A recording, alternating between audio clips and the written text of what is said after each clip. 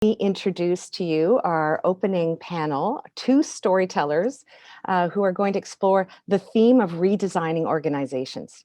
Please welcome Billy Seabrook, the Chief Design Officer for IBM Global, and Grant McCracken, I call him the Cultural Anthropologist for the Stars, also known as Fortune 100 Companies, author and founder of The Griff. And so Billy and Grant, so redesigning an organization is a big, complicated, and likely pretty prickly endeavor. Let's start with you. So Billy, IBM is positioned now as the largest design firm in the world. It certainly suggests that you've gone through, IBM has, through a series of redesigns. So can you offer our incredible audience today with a view in terms of today's IBM and particularly your experience with contributing to its evolution? Sure. Thank you for having me. So IBM has had a long story, over 100 years of transformation. Gone through different eras of, as technology has changed, we too have pivoted and changed our ways of working and our talent mix and our culture to take advantage of those technologies and to lead the way. And as you said, we are one of the largest design organizations now in the world. And it really dates back to the 60s. If people are familiar with the story of the brand, the chairman back at the time, Thomas Watson Jr., really felt knew that there was a huge business impact to design in every aspect of the company, whether it was the marketing or the product design or the buildings that the talent were in. It all had an impact on the culture of the company and ultimately delivering a better experience to the customers. And he made it a priority for the company. It was one of the first corporate design programs that was built back in the 60s. And a lot of design luminaries were brought in, like Paul Rand and Elliot Noyes and the Eames, Ray and Charles Eames and Eero Saarinen and numerous other architects were all brought in as sort of the artists in residence to help build out this design program. And IBM flourished through the rest of the century based on that approach. But you fast forward to about 2011, 2013, we had another pivot, both in the business in terms of really moving towards Web 2.0 and software design and the cloud and new technologies that we had to sort of revitalize the design program as well, and really take really embrace this notion of human centricity, customer centricity, and human-centered design in the organization. So at that point, we sort of looked at the overall organization and realized that the ratio of engineers to designers and business designers was a little bit imbalanced. So to give you a number, is roughly 1 designer to 64 engineers was how we were operating. And we could tell, the company could tell that the products weren't as, they weren't being adopted as well, and they weren't as successful because there wasn't that real rigor around human-centered design. So that started this journey that we're still on today of revitalizing the program and maturing our human-centered design capability in the organization. And it started with a small project, a small sort of pilot project in the cloud space, to see what we could do, what would be the right ingredients to transform the company. And those ingredients, that formula we came up with, is having the right combination of people, practices, and places. And if you get those 3 ingredients right, you can drive better business outcomes and better outcomes for the customer. So from the people standpoint, that was literally about hiring in over 1,000 formally trained designers into the organization to help balance out that ratio of designers to engineers. So that was a huge, obviously it took time, and we're still growing. And I can give you a little update in a second of sort of where we are today, but that was a big sort of claim to put out there, a big goal to put out there, that we continue to fulfill on. The second around practices was really embracing design thinking. It was emerging as one of a really great way to drive business impact back at that time.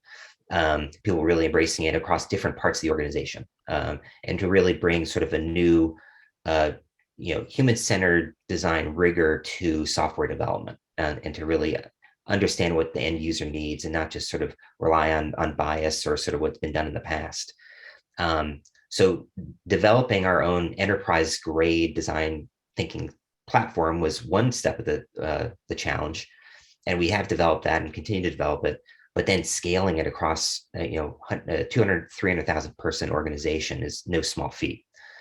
So that took a lot of developing training, really building advocacy for it, and ultimately badging people to in this new way of working. And we've done that. We've badged well over 200,000 people. It's become part of the culture. This way of sort of starting with building empathy with your end users and rapidly ideating and prototyping solutions, and iterating over time. All the tenets of design thinking have been embraced in the organization. And then the third around places, we've invested a lot in our physical environments. We built new maker spaces, really great collaborative studio spaces, all around the world, where we could bring diverse groups of people together to co-create and to push each other to drive next innovation. So those three elements, brought together with a lot of rigor and sort of operations behind it, ultimately has transformed the culture of the company. It's driven better business outcomes. It's driven better employee engagement. It's improved the culture of collaboration in the organization. And today, fast forward to today, we've got, again, one of the largest design organizations in the world. And I say design in the largest sense of the word. It's really business designers. We've got well over 3,000 formally trained designers in all different parts of the company. We have a federated design system or design organization. So we've got a main central hub group that works on things like our design system and enterprise design thinking, but we have scaled design programs in each of the business units. The one that I lead is in IBM Consulting, which has over 1,600 designers. And it's become just one of our differentiators in the industry. So it's been a great journey. I think there's plenty more to do. Our next horizon is around driving pervasive excellence. So we've built a mature program. We've got great operations underpinning it, but now it's all about really improving the quality and really just driving that rigor. But it's been a great journey, and I'd love to hear from, some of Grant's comments, of course, but and his stories. But I'm happy to come back and talk about sort of the how we did that. The steps of the change management required to go through a journey like that. Fantastic. And yes, Billy, we'll jump right in. Once I'd love to have Grant's perspective brought in. Now Grant, you've studied, you've taught, you've consulted with the world's most notable brands, and so this notion of organizational redesign and transformation is ultimately a very, very rich platform for anthropologists and an ethnographer like yourself. And so what has been your key observation or observations, and then we'll jump into more of that fluid conversation between yourself and Billy. Over to you, Grant. Yeah. Yes, thank you, Angel. Thanks for the chance to join the proceedings here. Really exciting to see what is happening at Rotman. Thrilling to think that this is one of the places where the future is being invented, and I guess that's one of the things that especially interests me as an anthropologist. I'm a student of culture. That's what anthropologists typically bring to the party. And I'm interested in two faces of culture, the corporate culture and the culture outside the organization. What's striking about the American corporation is that it lives, as Schwartz likes to say, in a state of perpetual surprise. And it wakes up one morning to discover that consumers have an entirely new idea of what they want in the way of a product or a service, or that competitors are acting in entirely different ways, or that suddenly a blue ocean has opened up, a black swan is now preying upon them. The world is a vexing place. And that means that the old model of the corporation, which was still extant even 20 years ago was now tested to the breaking point. That old model said the corporation wanted to be a little like a military organization, right? Very clear command and control, hierarchical organization of labor, clear objectives. I mean, these organizations actually had 5-year plans, which is, nobody even has a 5-month plan at this point. So they were acts of that. It wasn't unduly optimistic in those days. You really could plan. You could look into the future. Now, clearly, you can't. Now, every organization lives with chaos, and bless the organization. These organizations have come up with new ways of being and listening and responding that make them almost as dynamic and fluid as the culture outside their borders. So that, for me, is kind of one way to think about the challenge that faces us, is that there's just a new order of dynamism in culture outside. There's a new order of dynamism of culture inside the organization, and building a bridge between those two is a spectacularly difficult challenge. I've made an attempt to build. It seems to me the way to address this problem is to say we're no longer just looking at culture outside and culture inside. We're looking at the future inside and outside. We're now cantilevered out from the present into a future. Most of the dynamism that inflicts itself upon us comes from the future. It's sort of, my sister used to live in a little cottage outside of St. Andrews, and she was sitting facing out into the North Sea, and sort of every 15 minutes this fantastic gale would threaten to rip her cottage from the side of a cliff. It feels like the corporation has that kind of, it's peering out into a future. Culture is hard to read. The future is even harder to read. So that's what I've been trying to build, is better models with which to think about culture, better models with which to think about the future. And it seems to me, I mean, anthropologists have been a little dozy on this one. And so I was thrilled to see how dynamic designers are, how good they are at studying culture, and how good they are, or I think could become, studying the future. So it feels to me like, yes, there is a champion inside the corporation who can help it address the issue of culture and the issue of the future, and it is the designer. So that's I actually wrote a piece that if people are interested, let me know, I'll send it to you. It's called Welcome to the Orphanage. And it's my attempt to persuade design thinkers to embrace culture as a part of their professional competence and the future as a part of their professional competence. Nobody else in the corporation is doing. The strategists are struck mute, many of them, by the sheer difficulty of their task. And that's partly because they don't get culture, and they don't get design intelligence, and they don't get wicked problems of the kind that designers are so good grappling with. So anyhow, that's why I'm thrilled to be here, and that's what I hope. Those are themes I hope we can develop in what follows. Oh, fantastic. I'm just thinking Billy probably has so many questions. I'm going to be a light moderator because I just think that there's going to be a great conversation between the two of you. And so maybe I'll hand this over back to Billy in terms of what Grant's asked, and possibly also come back to sort of the how question and a bit of the why. So I'll leave you two to converse, and I'll pop in and I'll introduce some of the audience questions within the next 10, 15 minutes or so. Yeah, thanks.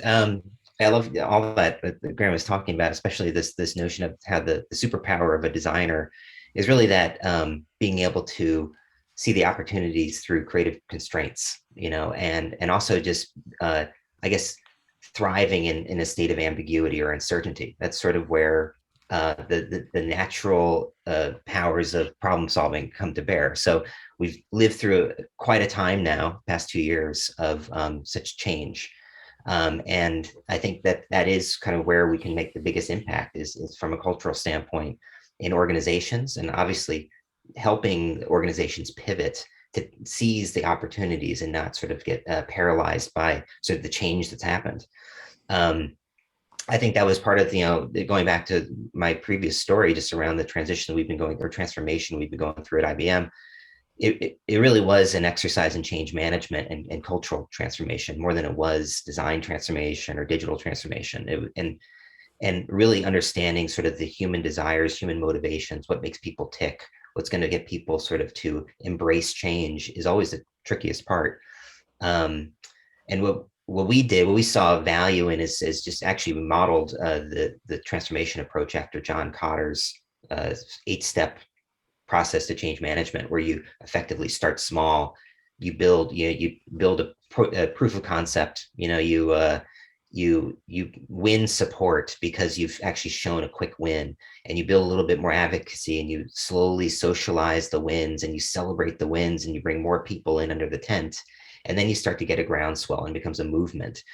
And I'm probably oversimplifying the steps you take to actually accomplishing that, but working through those steps of really thinking about the humans involved in the transformation and orienting all of your decisions and your communications around that is actually how you're going to make that change. And I think, thinking a little bit forward into sort of where we're going next, obviously, I think, in the future of work and how it's changing so much, and culture within organizations is changing so much.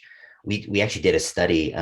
We have a research firm within IBM called the Institute of Business Value, and we do research studies on a variety of topics. And we recently did one on the future of work and culture and sort of and how it's been affected by the pandemic. And what's really interesting is when you ask people 2-3 years ago, what would drive them to change jobs, what makes them stay, a lot of the usual suspects would pop to the top. Compensation and benefits, would be one of the primary ones.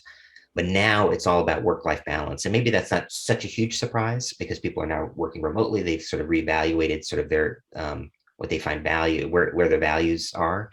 But work-life balance popped to the top immediately, followed by career advancement opportunities, then compensation and benefits, and then things like employer ethics and values. Those are now what's driving people to stay or leave. So when we think about the Great Resignation, what can employers do to sort of pivot a bit and build a culture that will retain that talent, or recruit or win that talent in, because it's such a war right now for talent. I'd love to hear what Grant has to say about this, but I've got a few ideas in terms of, and the research shows of specific things that employers need to do to kind of win that talent, rebuild that culture in this new context that we're living in. But curious, Graham, I'm sure you've thought about the future of work and sort of the transition and culture, transformation of culture. What would you say? Absolutely stunning to do the ethnographies during COVID, especially with women who were now at home, having come away from the corporation, their typical jobs. And they were saying, I'd say, well, so are you thinking of going back? And they'd say, no, I look at my life in the corporation and I think about all the time I spent buffing and polishing and buying outfits and getting ready, and the drive in and the drive back and I think to myself, what was I doing there? And the answer I come up with was, that was theater. Mm-hmm. That wasn't essential to the performance of my job. I'm doing that at home, thank you very much. I'm doing a great job. So we've just demonstrated I don't need to go to work. But more than that, I asked myself, so it was a kind of theater. For whom was the theater being performed? I think it might have been being performed for men in the C-suite. Their egos demanded that people buff and polish, dress up, drive in, and perform the corporation. It gives you a sense of what it's like now to be in the C-suite, that you realize that the people on whom you must rely for the proper, execution of the duties of the corporation now look at you as dubious characters who demand unreasonable things of you. So I think we'll see a real changing of the guard here. I think the best and the brightest will move on. People who are less ambitious or just somehow rooted for one reason or another will not. But we will see talent in migrating violently from one company to another. I agree. Yeah. Oh, I'm sorry. Yeah, no, I agree on that. And just people that are confident and authentic about who they are and what their unique skills are, bringing that forward, and the employers that allow for that, create that sort of psychological safety to bring that full authentic self Yeah, to the organization, into the work, yeah, into the workplace, if you will, sort of the virtual workplace. Those are yeah. the going to be the winning combos. Yeah. And that's brings us to the issue of, could we have prepared for this? Again, it takes us by surprise. We think, oh my God, we're going to lose people unless we change. In a perfect world, we would have, the designers inside the corporation would have been running scenarios 10 years ago, a series of what ifs that said, well, what if people fundamentally changed the way they thought about work and what they wanted to have happen at work? And what would happen if you started getting these migrations of talent flowing out of the corporation? And that's where I think you would have, I mean, that's where I think the designer can create extraordinary value, is by spotting a future which 10 years ago we couldn't have imagined the COVID, right? Spotting that future and then preparing for it, and in a sense, equipping the corporation with an intelligence, with a series of scenarios that allow it to know what it should do when, oh my God, it's happening. It's the difference between surprise and some degree of planning. You know, the people who do scenario planning for living, I've worked with some of them at Herman Miller. They say, you know, we don't have to be perfect. We just have to get rid of surprise. That's our job. Just to give you a glimpse of some other world, some world you've never seen before, so that when something happens, you're not astonished, and Right. you're in a position to spot some of the stuff that's in the mix. Yeah, absolutely. We do a lot of that, and more post pandemic, around this notion of speculative design. And we've Mm, got a little bit of a method where, instead of forecasting the future, we do what we call backcasting, nice. where we do, future radars. We think about all these crazy fringe things that could happen, Right. that you would never expect, and then design backwards. Like, Yeah. and what that ultimately does is you sort of refine your business model or your product experience or whatever it is, to be a little bit more resilient, a little bit more adaptable, Yeah. based on the what if, Yeah. which can be actually a fantastic way of ideation. It's Yeah. actually freeing in a Yes. fun way. Yeah. It's good fun. I think it's also empowering. I remember being at a conference in Florida a couple of years ago, and there were a group of people. We were having drinks before the event, and there were a couple of people who were visibly nervous. And I said, "Well, what is the matter with you guys?" They were all guys, and they said, "Well, somebody in the C-suite just, we had a crisis. We didn't see it coming. Somebody in the C-suite said that we were the guys who are supposed to know about it, and we have no idea how to think about it." And I thought, wow, this is when if some group within the organization, like designers, can claim this as their knowledge, they put themselves on the firing line that much, but they give themselves extraordinary power, right? They are the people to whom the C-suite comes. If and when there is a crisis, if indeed they're not already resident in the C-suite. I think that's one of the things I'm eager to see as an anthropologist who cares about culture, is the advancement. So I wrote a book called Chief Culture Officer, is the advancement of people who know about culture into the C-suite. We're not people who know about culture, and to a lesser extent design, are not well represented, I think, in the C-suite, and we really have to change that. Well, Agreed. Yeah. Yeah. sorry, go ahead, Billy. I was just going to say, it's great to hear that, and again, the challenges associated with, of course, the desire, the aspirations of having these sort of mindsets, um, more, let's say, fluidly positioned throughout the organization. And Billy, you describe and you actively operate and work and live in an organization that took that vision to heart and actually acted against it, which I'm sure we have many of our audience members here curious to know, how might they be able to apply such a thing. And so what I thought I'd maybe do is weave in a bit of the conversations we've had over the past few weeks, but also some of the audience questions. And one of them was a higher level one in terms of the relationship of culture, organization, and particularly trust. Thought maybe we'd speak a little bit about trust, and then we have a few in terms of very sector specific questions from some of our audience that I'll weave in.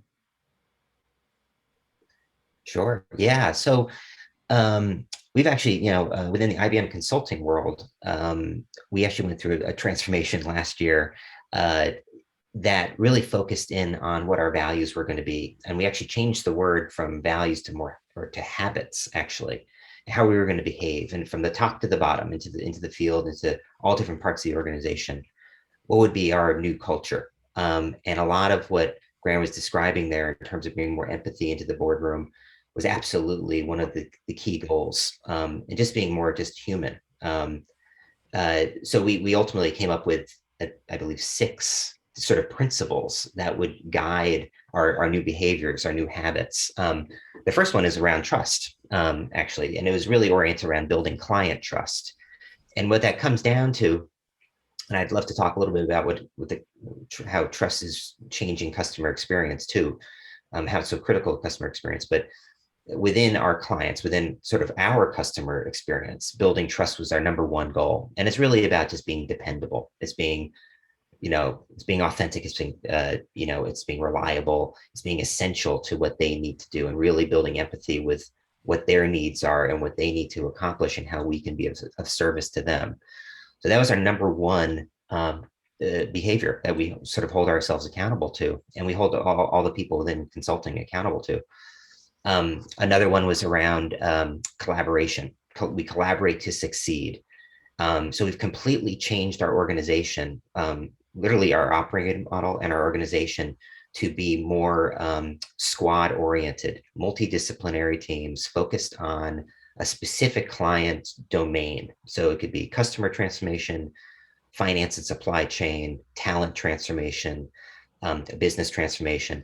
And we've now organized our teams to be sort of full suite, if you will, from strategy through to design, business design, through technology, data, et cetera, to work together to ultimately work with our clients to accelerate their innovations. Um, the third pillar was around curiosity. Really making sure that everyone in our organization is curious. And this actually goes back to my other point around what's going to make what's going to win talent, make them stay. It's giving them the ability to grow, and giving them, to expand their career. So, and the key to that is creating a culture of curiosity, and rewarding people for taking those risks, taking this, and double, second guessing certain decisions, and really kind of, in the spirit of positive intent, improving a situation or a product. So we have a huge training program, and to constantly reskill, upskill, and our talent, to make sure that they're always sort of growing. Um, the fourth one is around diversity. Really bringing in diverse perspectives, hiring. You're really putting a focus on hiring more diverse people into the organization, being more inclusive in our settings. That changes our culture quite a bit. Innovation with purpose is the fifth one, which is really about ethics, and obviously driving to a business goal. It's ultimately what we're trying to do for our clients, but it's really bringing it through a responsible and ethical way, and thinking about sustainability, and just taking a broader look at the solutions we provide to clients and how we operate to make sure we're doing it in the right way, in the most sort of ethical way possible. And then lastly, it's about delivering with impact. That's our sixth sort of value or habit. And that's all about speed and just rigorous sort of approach to constant improvement, and delivering outcomes and iterating on those outcomes over time. So, those are, 6 ways that we've sort of transformed ourselves within consulting, and we literally our operating model to ultimately attract and retain talent, but to ultimately deliver better products to our clients. And like I said, the number one goal there is around trust. It's building. If you can do all those things together, it's gonna be a rewarding experience for everybody involved.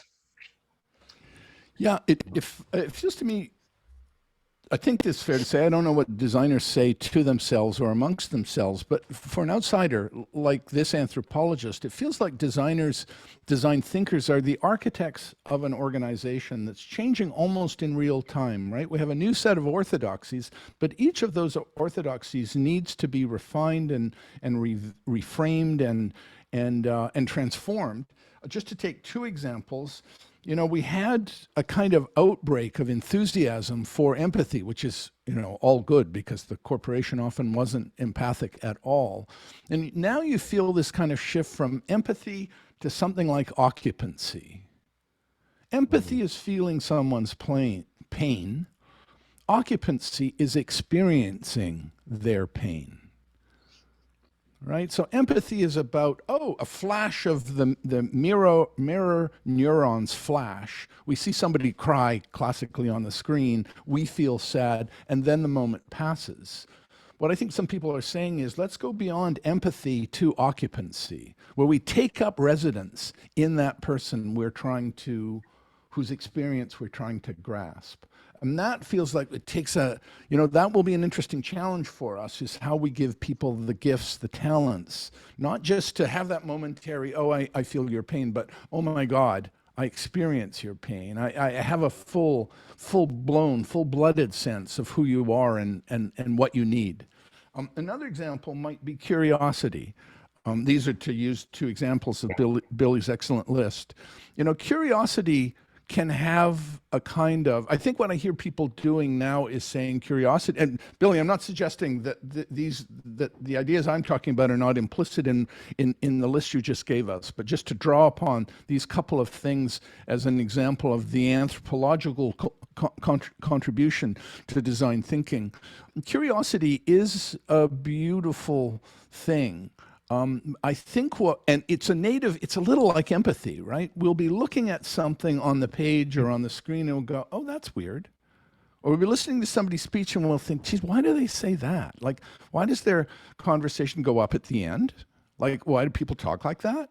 It's just like you go, oh, what's that? That's curious. And you follow it up. And I guess that's what we're looking for here, is to give people a whole set of templates and backgrounds that enable them to give them a glimpse of, language has the ability not just to say things that make sense, but to say them in a way that performs certain cultural or social work. So when you say, I went to the store, you're almost asking the person to accept a statement that is dubious. Anyhow, that's just an example of how curiosity can go from just a kind of, a glimmer to, there's something going on there. They are saying something with that interrogative lilt that tells me about something that's going on inside them.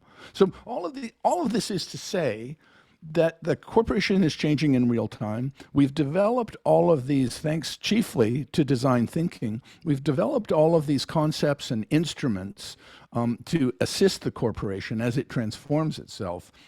But those things are themselves, I think, properly the object of systematic study, and thank God for Rotman.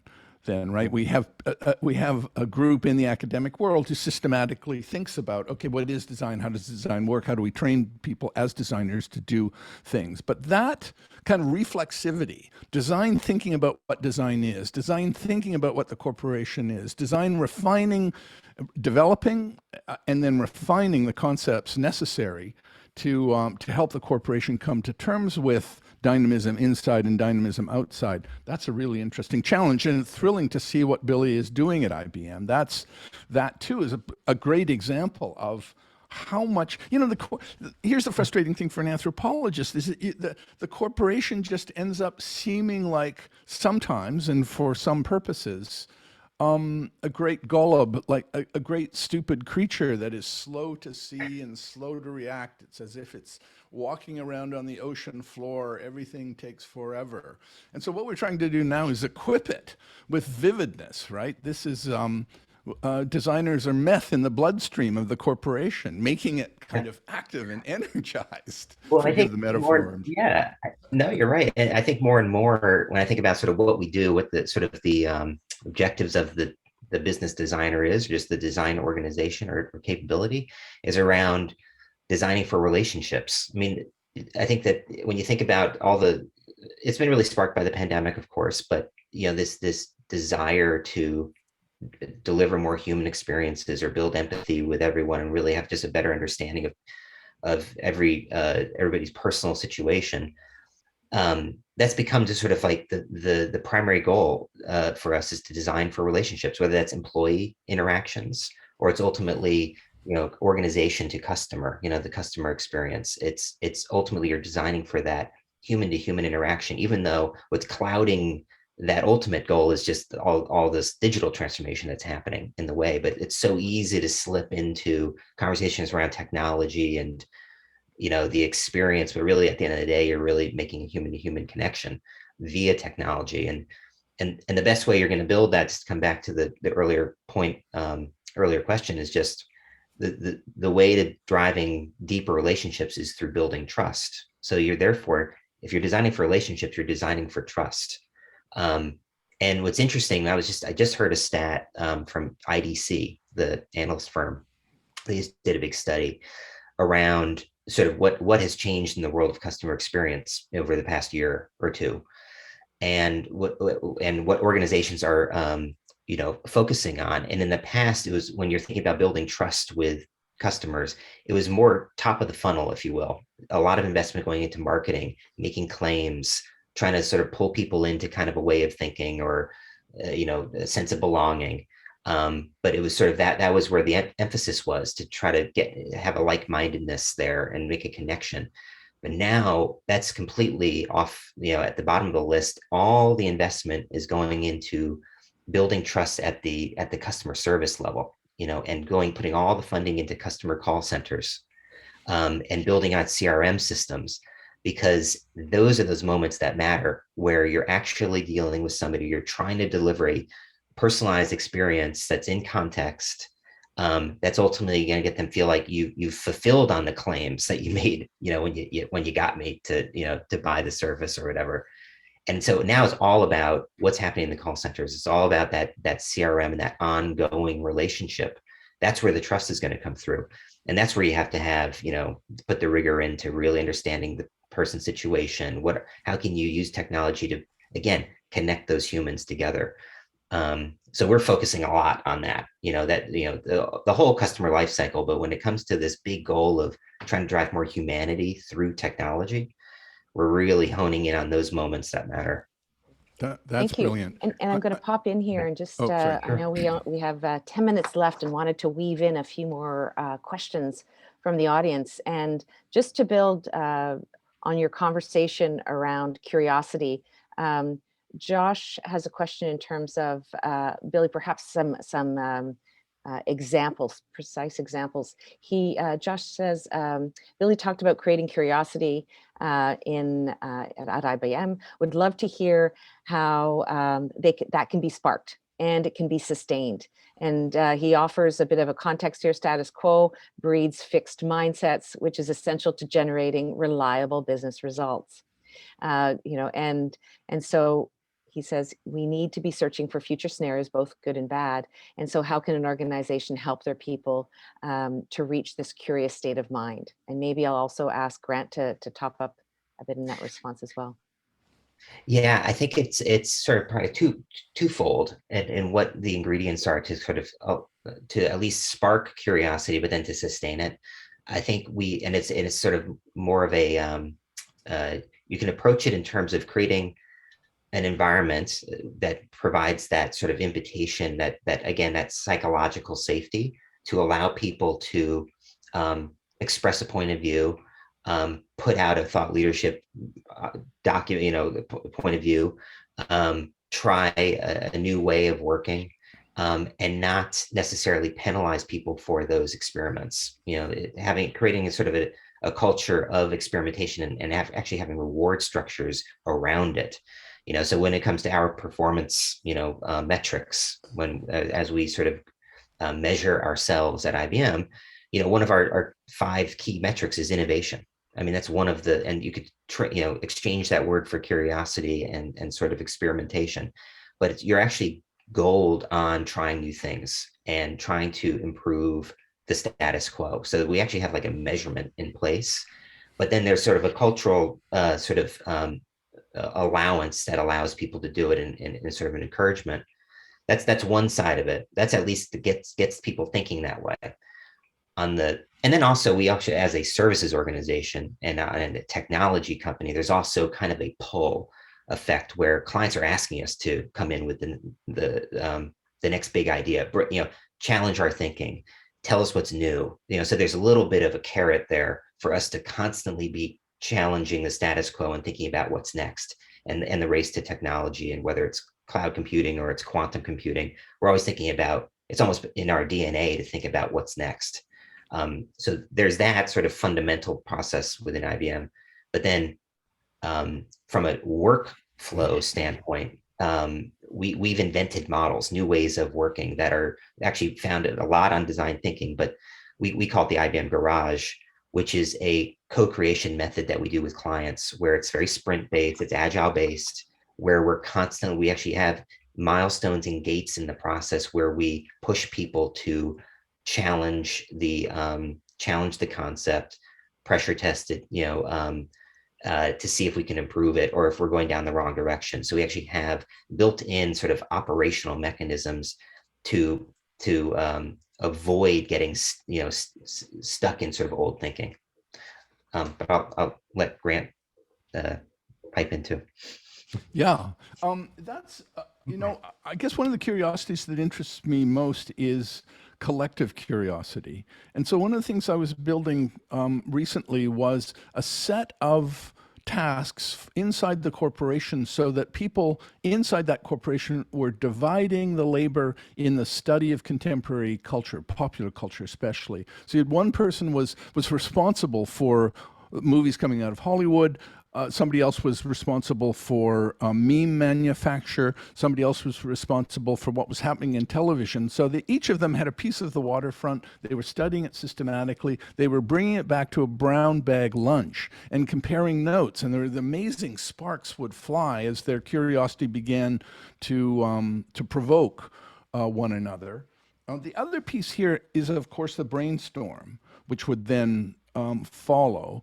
And that's, I think, absolutely thrilling. I remember doing a project in Canada some years ago, and we were doing a brainstorm. I was sitting beside a Canadian banker, and I thought, oh man, this is going to be a long day. I was then the captive of the stereotypic notion that bankers are serious and dour, and this woman just ignited at some point. Like about 10 minutes in, she suddenly just turned into a genius. And she just spoke with clarity and power and imagination for the rest of the brainstorm. And I thought, oh my God, this is a way of tapping resources within the corporation that are often like shelved and packaged and constrained by some corporate culture that says, keep it simple, keep it brief, don't risk. Billy was talking about encouraging people to take those risks. And so there is a way of provoking a kind of collective curiosity that I think is in the form of a brainstorm that's quite thrilling. Yeah. Great. Great answer. And we have so many questions. And I'm going, wow, this is like, it's just exploding in terms of in the chat. And I know I'm looking at the Q&A box. So again, we won't be able to get to all your questions. We're going to address them at the end, but let me at least reach out and get another one in terms of maybe a quick one, so we can maybe fit a few in. Billy, quickly, Harvey here asks, what is IBM's experience with developing engineers into designers? So that's an interesting, perspective of that sort of human transformation. Maybe we'll quickly have you answer that, and then Grant, I have one following before we wrap up today. Go ahead, Billy. Yeah, it was interesting. What we did is that we did it sort of organizationally. We had I actually, in my group that I lead a practice called Experience Design and Mobile. But within that group, that practice, the disciplines, the skill sets we have are all forms of design, as well as front end, really full stack engineering, as well as user research and strategy. So it's one pool organizationally, and the collaboration that goes back and forth between them is constant. So the mechanisms we have around community training, and even our approach to design systems specifically is a way to bridge those two different skill sets of engineering and design, so that they learn from each other and they work as sort of a co-op. So, for instance, the person who led the development of the carbon design system, which is our design system at IBM, but it's open source to everybody, is actually a front end developer. But he developed the design system, because a design system at the end of the day is a mechanism to it's a tool that connects the designers and the engineers under a shared a collection of shared assets. So it's like there are all these different. I know we're running out of time here, but there's so many sort of workflows and mechanisms and communities that we've built that sort of blur the line between those two groups. So you get the left and the right brain working together. Fantastic. And Grant, quickly, Carrie asks, what are the key indicators of that sense of belonging, as you mentioned a little earlier? Like, how does a leader trust that someone wants to belong? So it's a really interesting question in terms of that connection, and possibly back to your point about sort of that occupancy space. Yeah. Yeah, I think an employee wants to know that the corporation is interested in something like the whole of them. Remember, not so long ago, the notion was you came to work and you took most of your selfhood and you put it on a peg, and you were a very particular, quite narrow person for the purposes of that. Means that, everybody is embedded in contemporary culture. They're all experiencing, learning, practicing that contemporary culture all the time. The corporation that says, look, that's what you do in your spare time, we don't care about it. Frankly, we're a little bit embarrassed by it. Just forget that stuff. Come and be sober-sided and serious when you come to work. The corporation that does that is just missing the opportunity to absorb and work with all the stuff this individual knows. More to this point, it means the corporation's really not interested in the whole of the individual. It's really just interested in that narrow piece of their selfhood. And that seems to me a sure way of communicating to the employee that, listen, you could be anybody, you're replaceable. We don't really care who you are. Just get on with it. That's the recipe, I think, for unhappiness.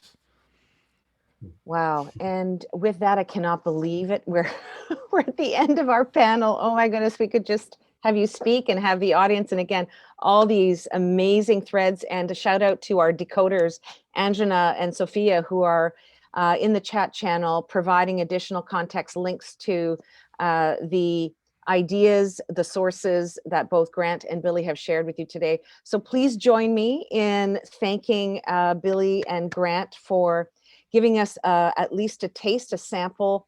I love some of those provocations and some of the inspirations that you both have offered. Thank you again. Incredible chat, great reconnecting. And please stay with us, and we will see all of you back in about 5 minutes. We're going to interlude with some videos, and we will see you back here at 9:30 with Penelope.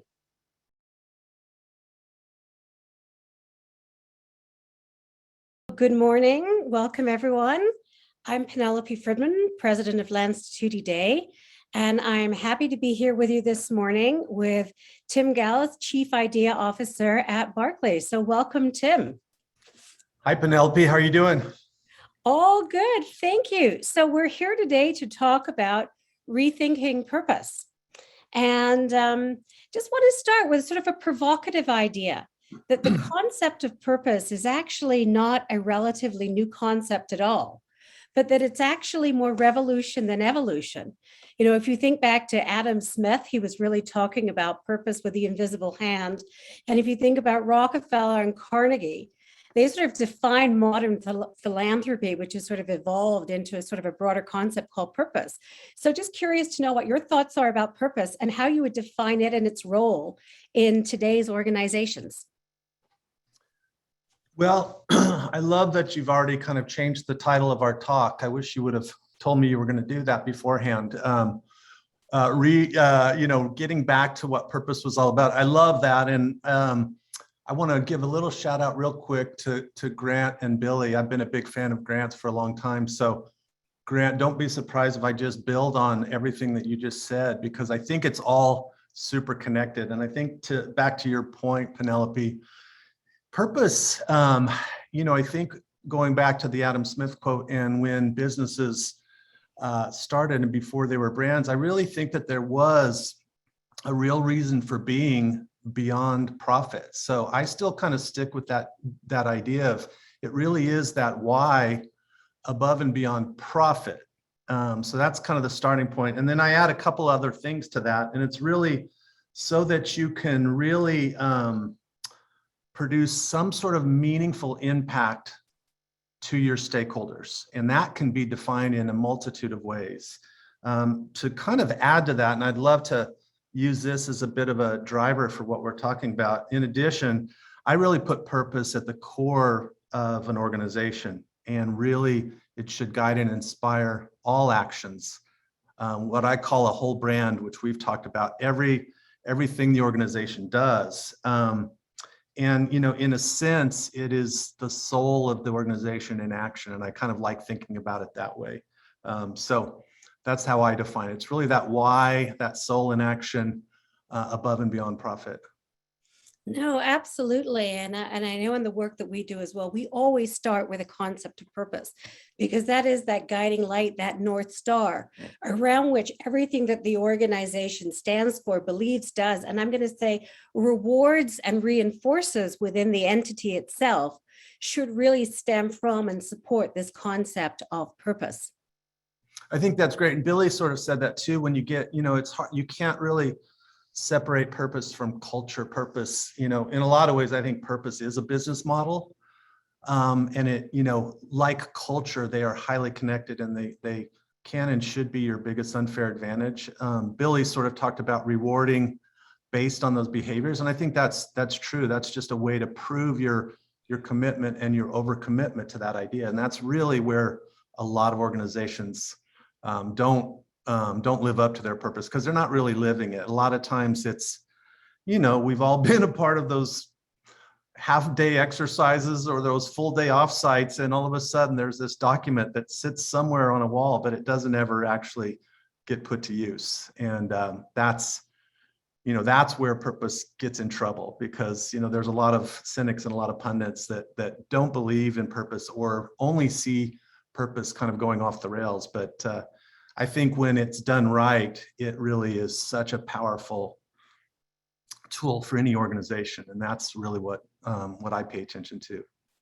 Yeah, it's interesting that you sort of bring that up, because I think we have seen examples and in some instances where people almost think of purpose as kind of a marketing initiative, or maybe a CSR type of initiative. And yet it really should be something that's embedded within the organization, and it's not just something that you sort of overlay on some other activity. Yeah, and I think that's where the rise, the marketers are the first to see something that they think is working and then figure out how to misuse it. And so that idea of turning it into a marketing shiny object is really, given purpose a bad name.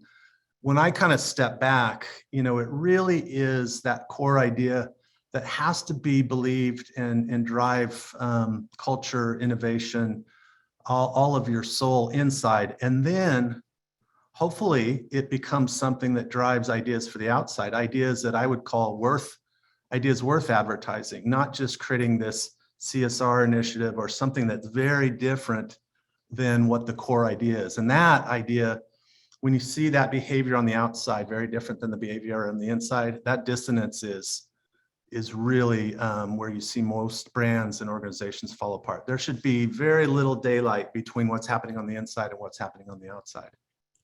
And I think never has that been more true than today. And I know the previous panel talked about the war for talent.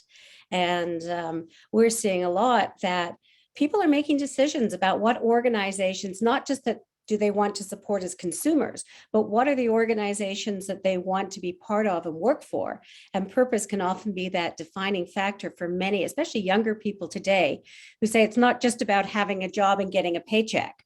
I want to work for an organization. I love your language that you use, that has a soul, purpose being that soul, that is giving something back to the world beyond just selling products or services.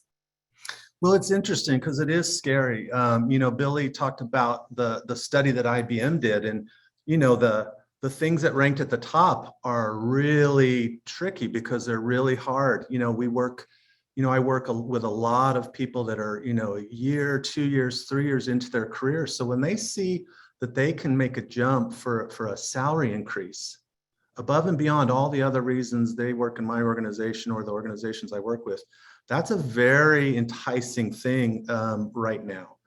And what we've seen, I think, is really important. I've seen a lot of people take those quick jumps and then come back because they really understood that the money was not enough, because they jumped to an environment where they might have had a, 10, 20% increase, but then they're living in a world that they don't believe in. And I think that, to Billy's point about work, I think we have to do it all. And to avoid purpose and to avoid kind of the culture and values piece of this equation that we're dealing with is a gigantic miss. I think we have to do it all. We have to be competitive. We have to, we have to have a great culture, but we have to give people something to believe in. I think the cynic will say that's not going to be enough. People have, they can find themselves on their own time.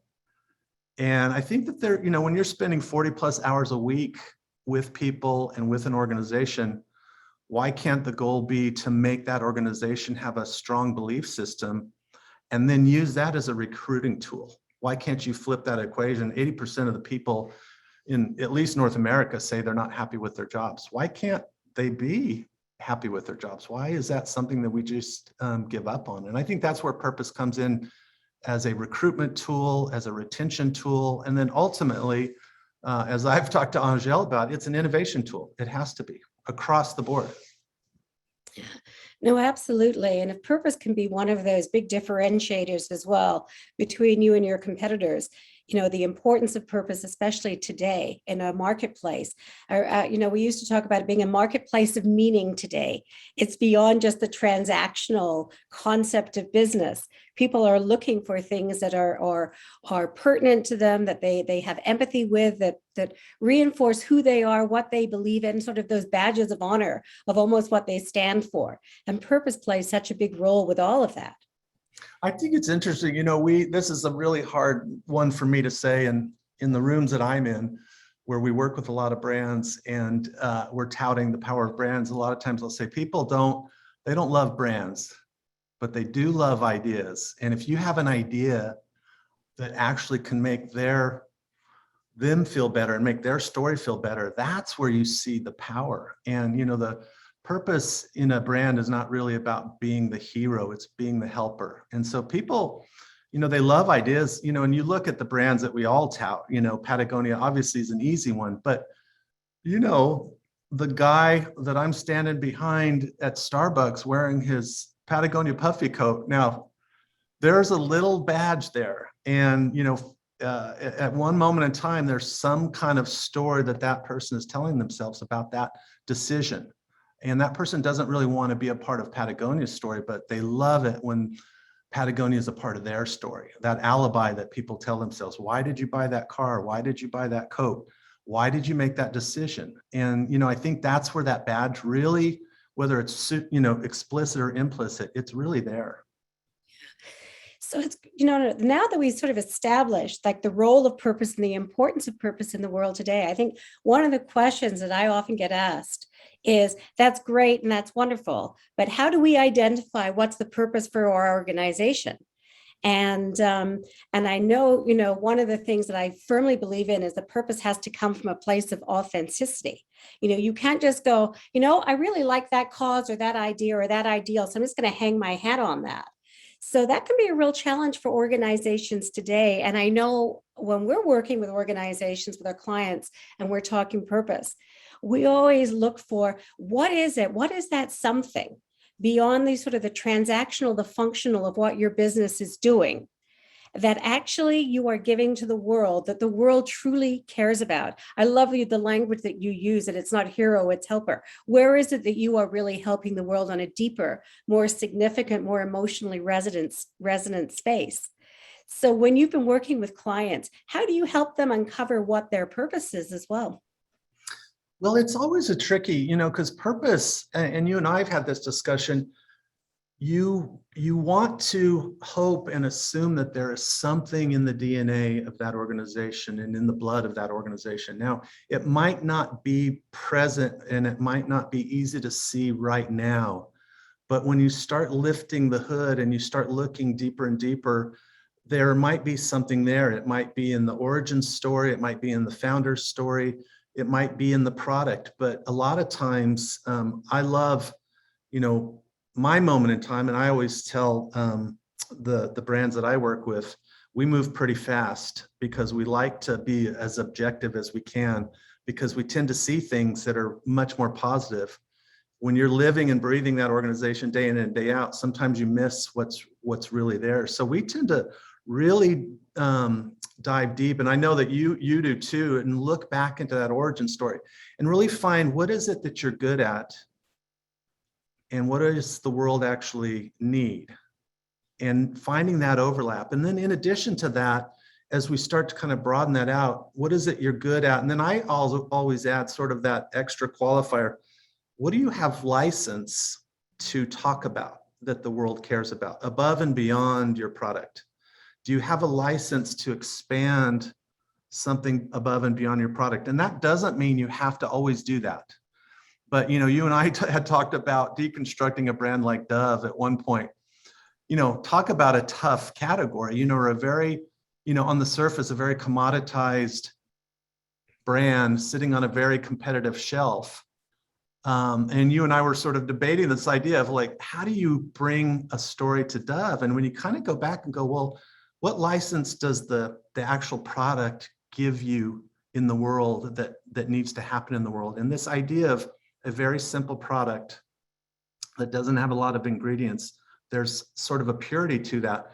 And what if the fashion world had more purity to it and more realness to it? And all of a sudden, you can see how an idea for what seems to be a very simple commoditized brand turns into a bigger idea that they sponsor and then they prove, really for the last 15 to 20 years. Yeah, but it came from a place of, as I like to say, authenticity again, because of what the product is, 99% pure. So it was real, it was genuine. And when you, I think, create or define your purpose and start to articulate and live your purpose as a brand, people can feel when it fits with your organization, when it's real, when it's authentic. And that, that leads as well to, another key point. It's great to have a purpose, but then bringing it to life within an organization, that becomes another challenge unto itself. You can't just go out and say, here's our purpose and expect that things are just going to magically happen. So I worked for an amazing man who always used to say, you have to get the inside on side before you go outside. So the importance of then sharing that purpose, cascading it through an organization, getting people on board and understanding that purpose, making it part of their ethos when they come to work every day, giving them that higher cause that they're working for, as well as their, traditional on paper jobs, becomes such a huge and important aspect of ensuring the purpose actually lives and is brought to life inside and outside the organization. Yeah, and it's what you and I have had this conversation. I think it's really important to get this point across.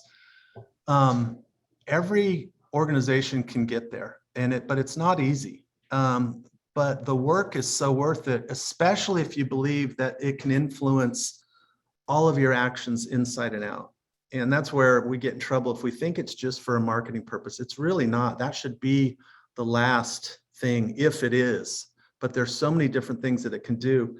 I'm going to pronounce this wrong, but it's the only time I'll compare what I do to physics. But there's a curve in physics called the Brachistochrone curve, and it's really this idea that the fastest way, if you think of a diagonal line, the fastest way from A to B is meant to be a straight line. But with the Brachistochrone curve, the fastest way from A to B is actually a little bit of a curve at the beginning, because it gives you a little bit more momentum when you get to the finish line. So if you drop a ball on a straight line and you drop a ball on a Brachistochrone curve, the Brachistochrone curve will get there faster.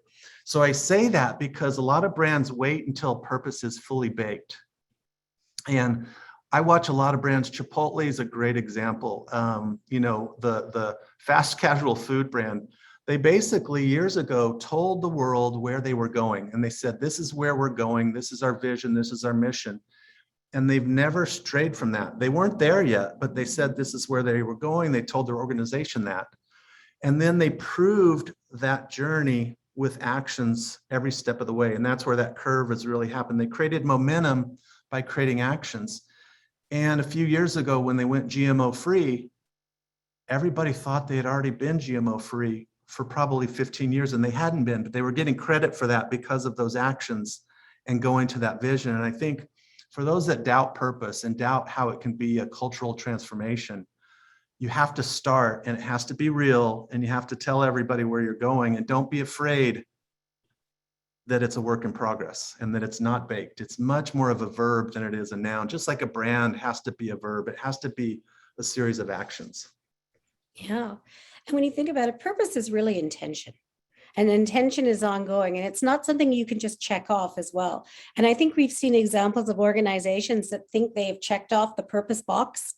You know, it's like, yep, this is important going on right now. Let's go out and show our support for this. Check, done, purpose. And I think a great example of that, you know, is the Kendall Jenner ad for Pepsi.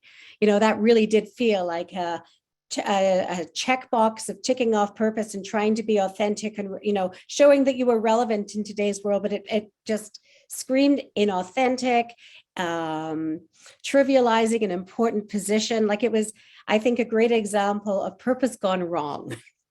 Yeah, and you know, the scale of it was so giant, it did a lot of disservice to purpose, you know, and that's why this is such a tricky topic, because the marketers really give purpose a bad name in a lot of ways. There's another example. This might even, I don't know if it's more ludicrous than that one, but Planters Peanuts. They have this idea of, you know, just this language of nuts. Of course, nuts is a great word for them, but all of a sudden they feel like they can comment on what's nuts in the world, what's crazy in the world. And they got into the discussion about the wage gap between men and women. Now, again, this is Planters Peanuts. And that, you know, you can imagine the backlash against Planters Peanuts having a place in the conversation about the wage gap, because they justified it by, this is nuts. So those are the examples that are, you know, really, that's where it becomes a marketing tool and a marketing ploy, and that's where it really goes off the rails. But again, when it's built from what you believe in and it's driven from the inside out, it can be such an unfair advantage. Yeah. And I'm saying, as I see some of the sort of the comments in the chat, you know, a great comment or question that someone has asked is often senior leaders can think about, or more operationally focused leaders can see purpose as being kind of that fluffy stuff that doesn't really have any tangible benefit to the organization. And yet we know, and there are studies that are out there that have shown that purpose-driven organizations tend to outperform less or non-performance driven or purpose-driven organizations. So when you're talking with your clients, with leaders, and you're talking about purpose, what are some of the tricks and the tools that you've used to get them to understand the magnitude of purpose and how it can truly benefit and build ROI for an organization? You know, the quickest way for me to do it is connect it to ideas very quickly, ideas and actions across that whole brand. And when you have a purpose that is really engaging and real and inspiring, the ideas should come very naturally across everything from your sustainability efforts to your culture initiatives, design and experience, all the way to your marketing efforts. And that is a really great way to sell it. People love ideas. And if you can connect it and it doesn't become ambiguous or ethereal, that's what we do. And that's where I think that you have to connect it to, you know, creative ideas that are going to change habit and be original and drive the organization. Now, the data is out there. I live and breathe what works, and we study what works. The data is out there. There is a bit of a gap between what people say they will do and what they want to do and what they actually do, but that has changed quite a bit in the pandemic. I think that it is such an amazing time. We talk about getting to the original title before you changed it, Penelope, of this rethinking. It's a great time to kind of step back and get your organization in order. I'll give you one quick anecdote. Because I work with brands every day, you know, I'm on the other end of some major anxiety. And when the when the shutdown happened in March of 21, one of our brands is one of the largest fitness gym brands in the world. So you can imagine what the scare was for them. But in an interesting twist, they were basically, all their physical operations were shut down.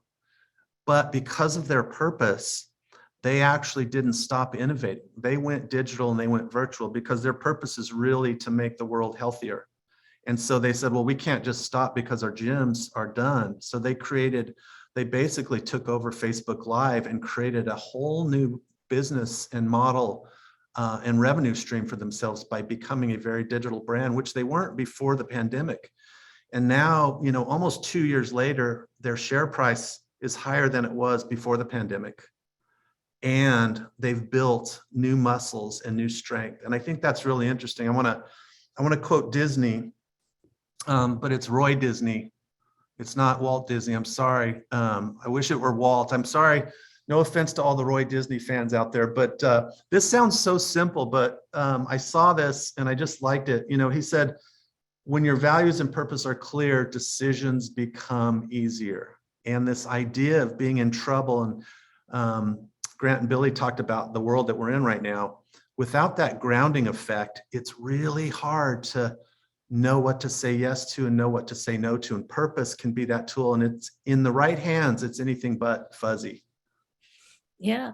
And another example for me, and one that I can talk about publicly because they used it and they ended up taking it into the public domain, is a number of years ago when we worked with Humana. And through our work with them, we uncovered that their purpose was inspiring lifelong well-being. And they realized that with that broader purpose, it wasn't just about health insurance. And in fact, this is a company that redefines itself every 20 years.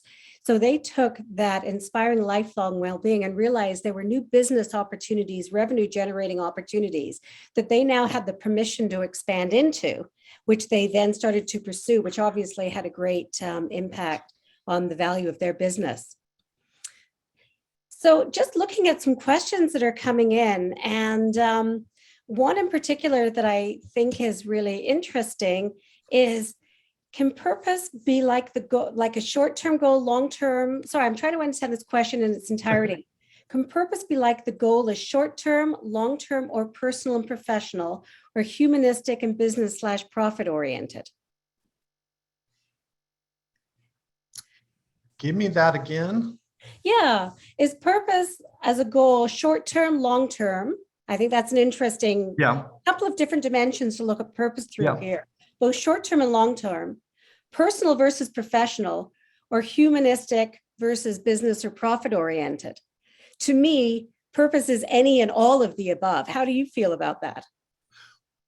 I would probably say mostly true on the back end and the front end. If I heard all of that correctly, I do think it's for an organization. I think for it to be successful, it has to be much more of a long-term proposition.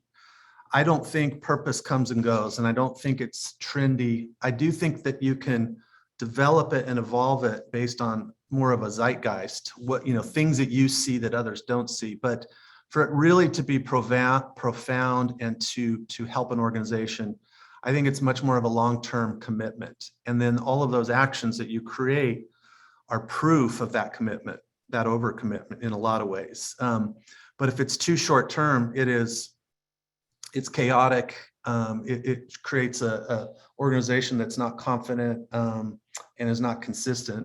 And then on the back end, I think the idea that purpose, it can definitely help with profit. It can definitely help with revenue. We have all sorts of data that proves that.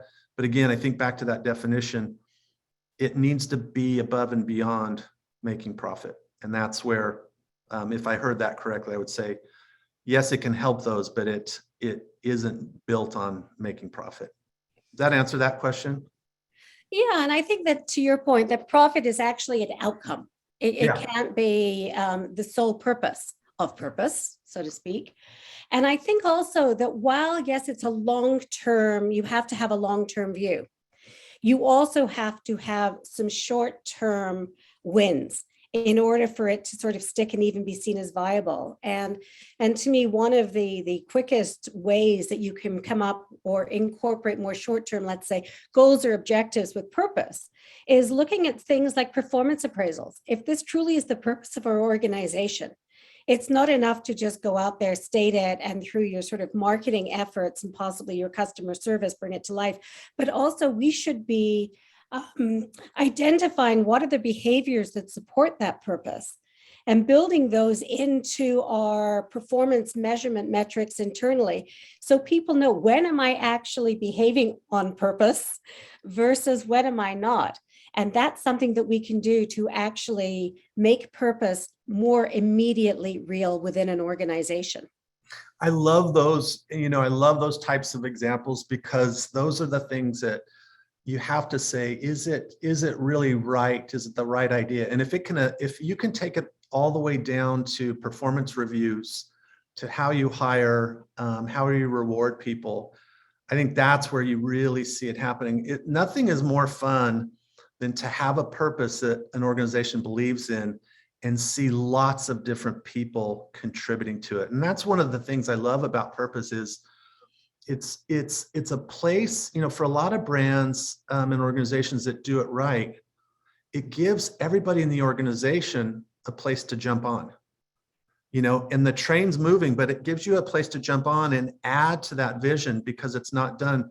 There's the famous, it might be mythology at this point, but there's that famous interaction that JFK had when he was touring NASA, and he went up to a man in the hallway that appeared to work there, and he said, "What do you do here?"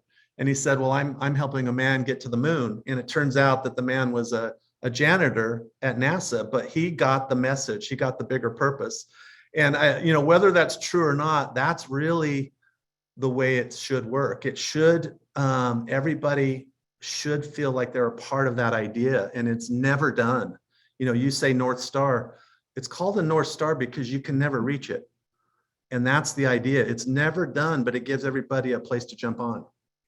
Yeah. Which is actually taking me back to a question I saw earlier in the chat, which someone asked, what is the difference between purpose versus mission?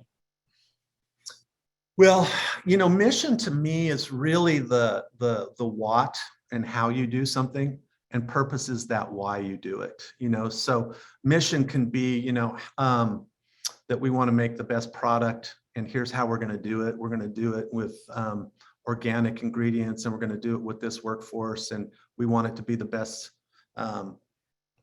yogurt in the world. The why we do it might be, we really want kids to have access to great food, no matter what their socioeconomic situation is. But yeah, that's the difference.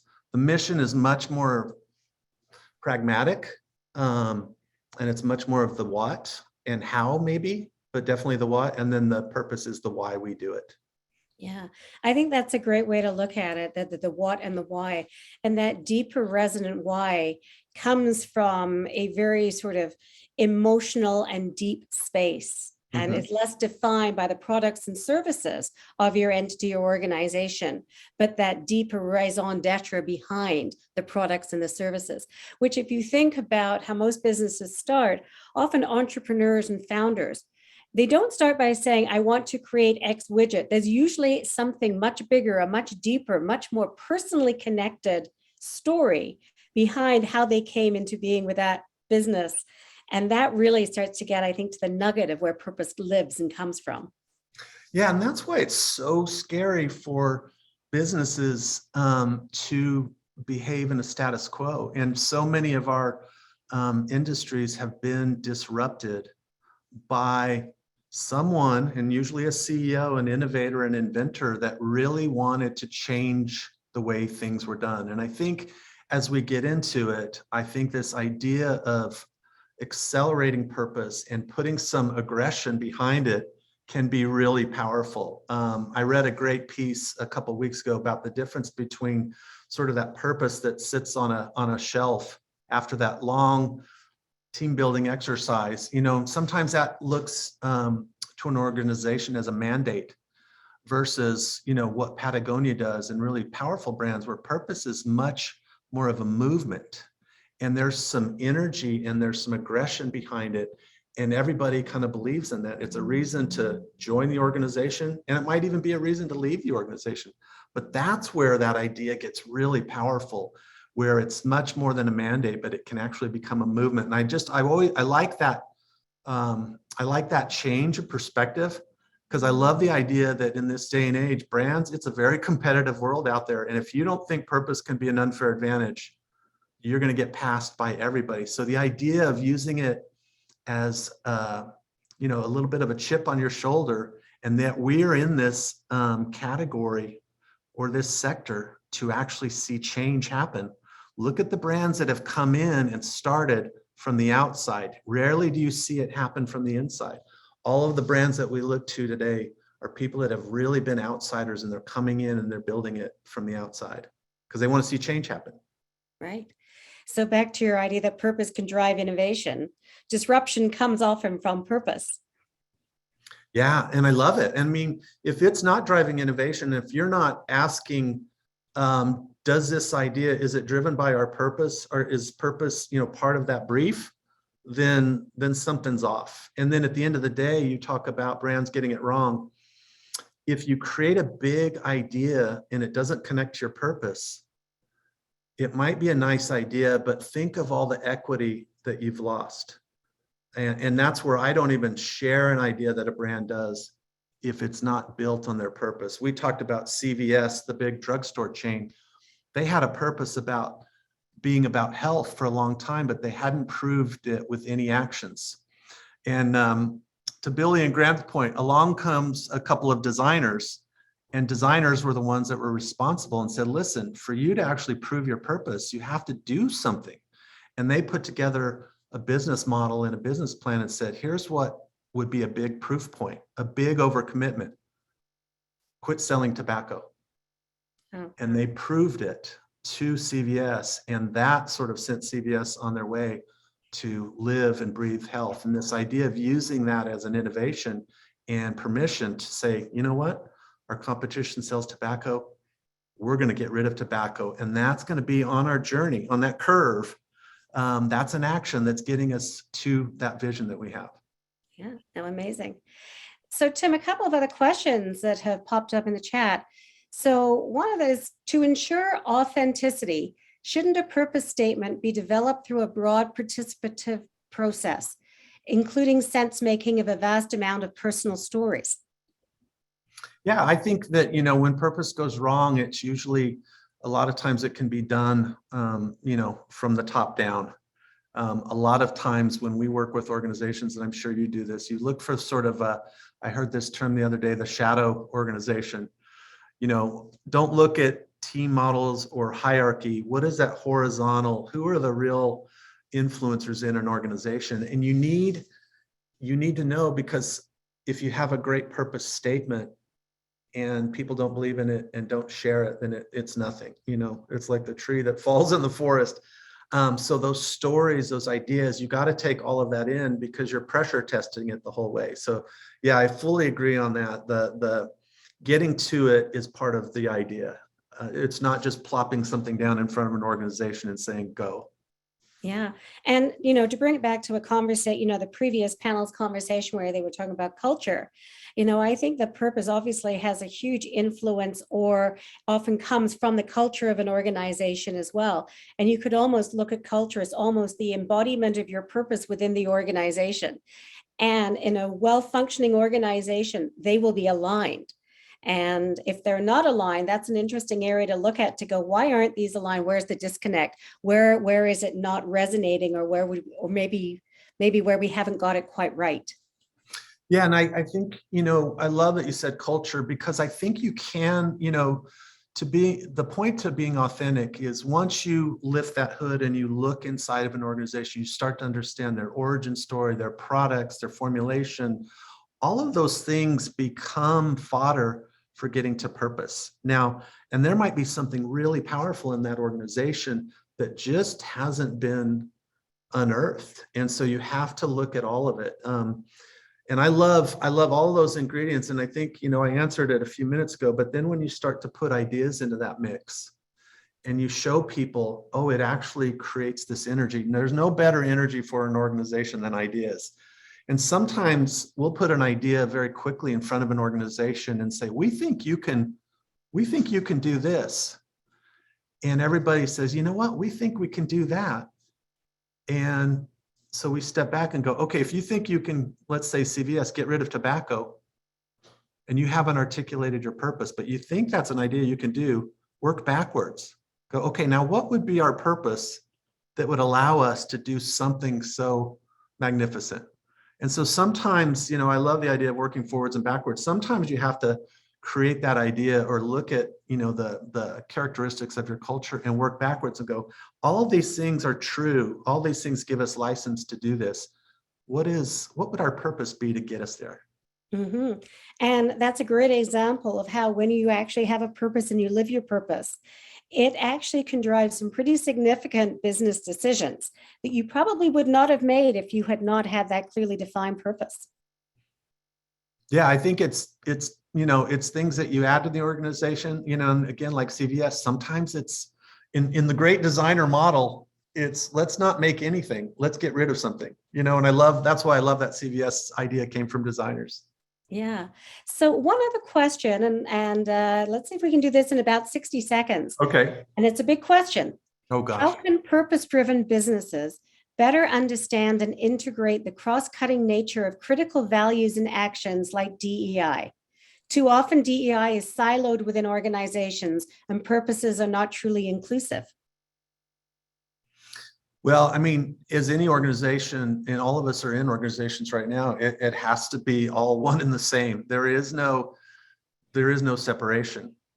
If it doesn't apply to your DEI and B efforts, B for belonging, it's not real and it's not true. And that, you know, I think that is the challenge of today's organizations, but that to me is also the opportunity. Every voice, you know, I think we've gotten to a point, and I don't think this is a bad thing. I think this is a great thing. All the voices matter. Now, when we come back, I work in a creative idea company. We can't be as good as we need to be thinking about holistic ideas without being diverse and without having all those voices. So everything we do has to take it into account. And I think DEIB efforts, just like purpose or CSR efforts, if they are separate, they will be separate. And everybody in the organization and your customers will see that, and they'll see right through it. So we believe in the whole brand, and everything's got to be wrapped up into one thing. And you can't build that holistic organization without that grounding effect in the middle. And that's, to me, what purpose does. No, absolutely. So, Tim, thank you. We could go on for hours. Okay. It's such a fascinating conversation. Really appreciate the great insights and love the conversation that we've shared. Want everyone to know that we're going to be taking a quick 5-minute break, and the next session, Reframe Systems, will be starting at 10:15. So thank you, everyone.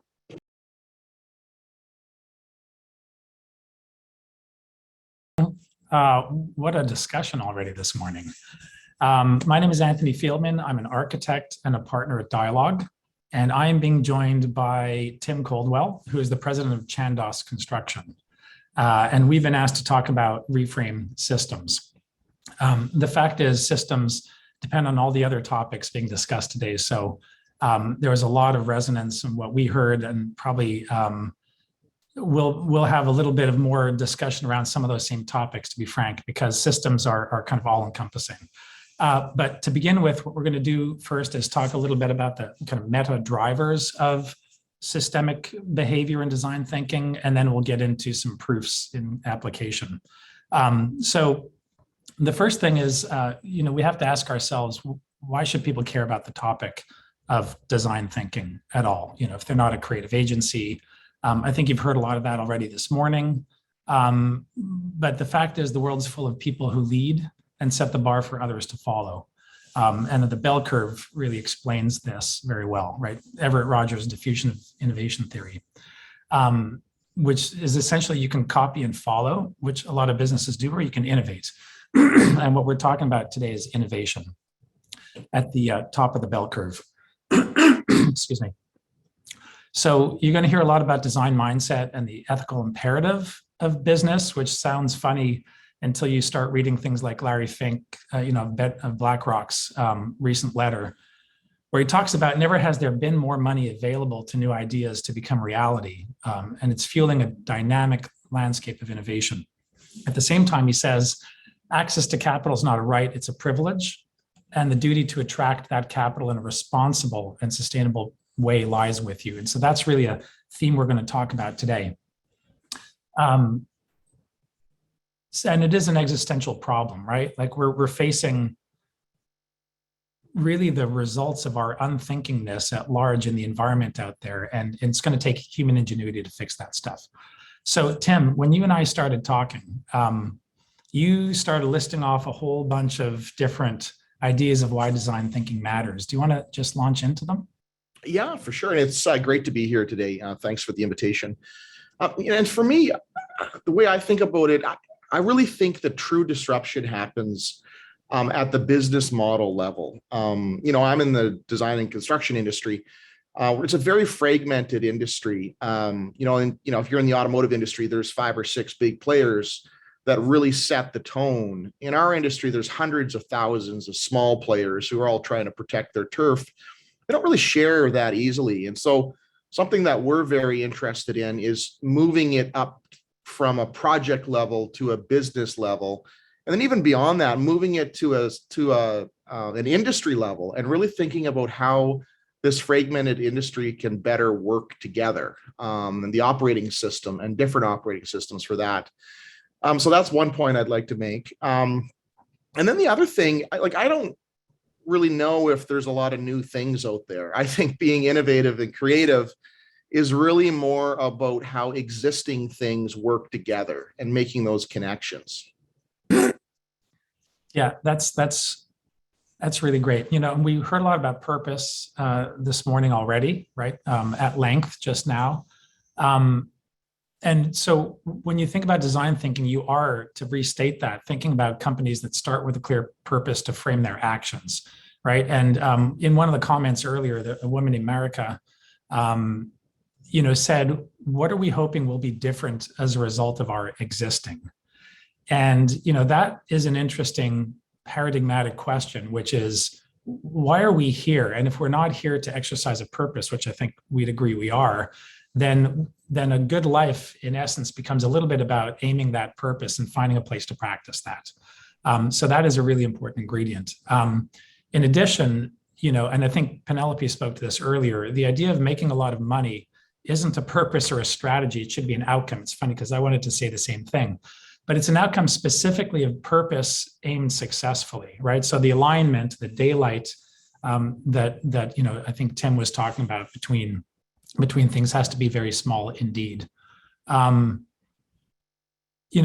creative people, and that's really the industry I'm in, right? Architecture, where what we're doing is Tim and I are in the business of things that don't yet exist.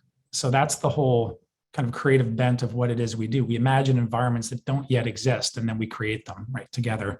So we think, creative people lead first and foremost with curiosity, which is another word that you heard earlier.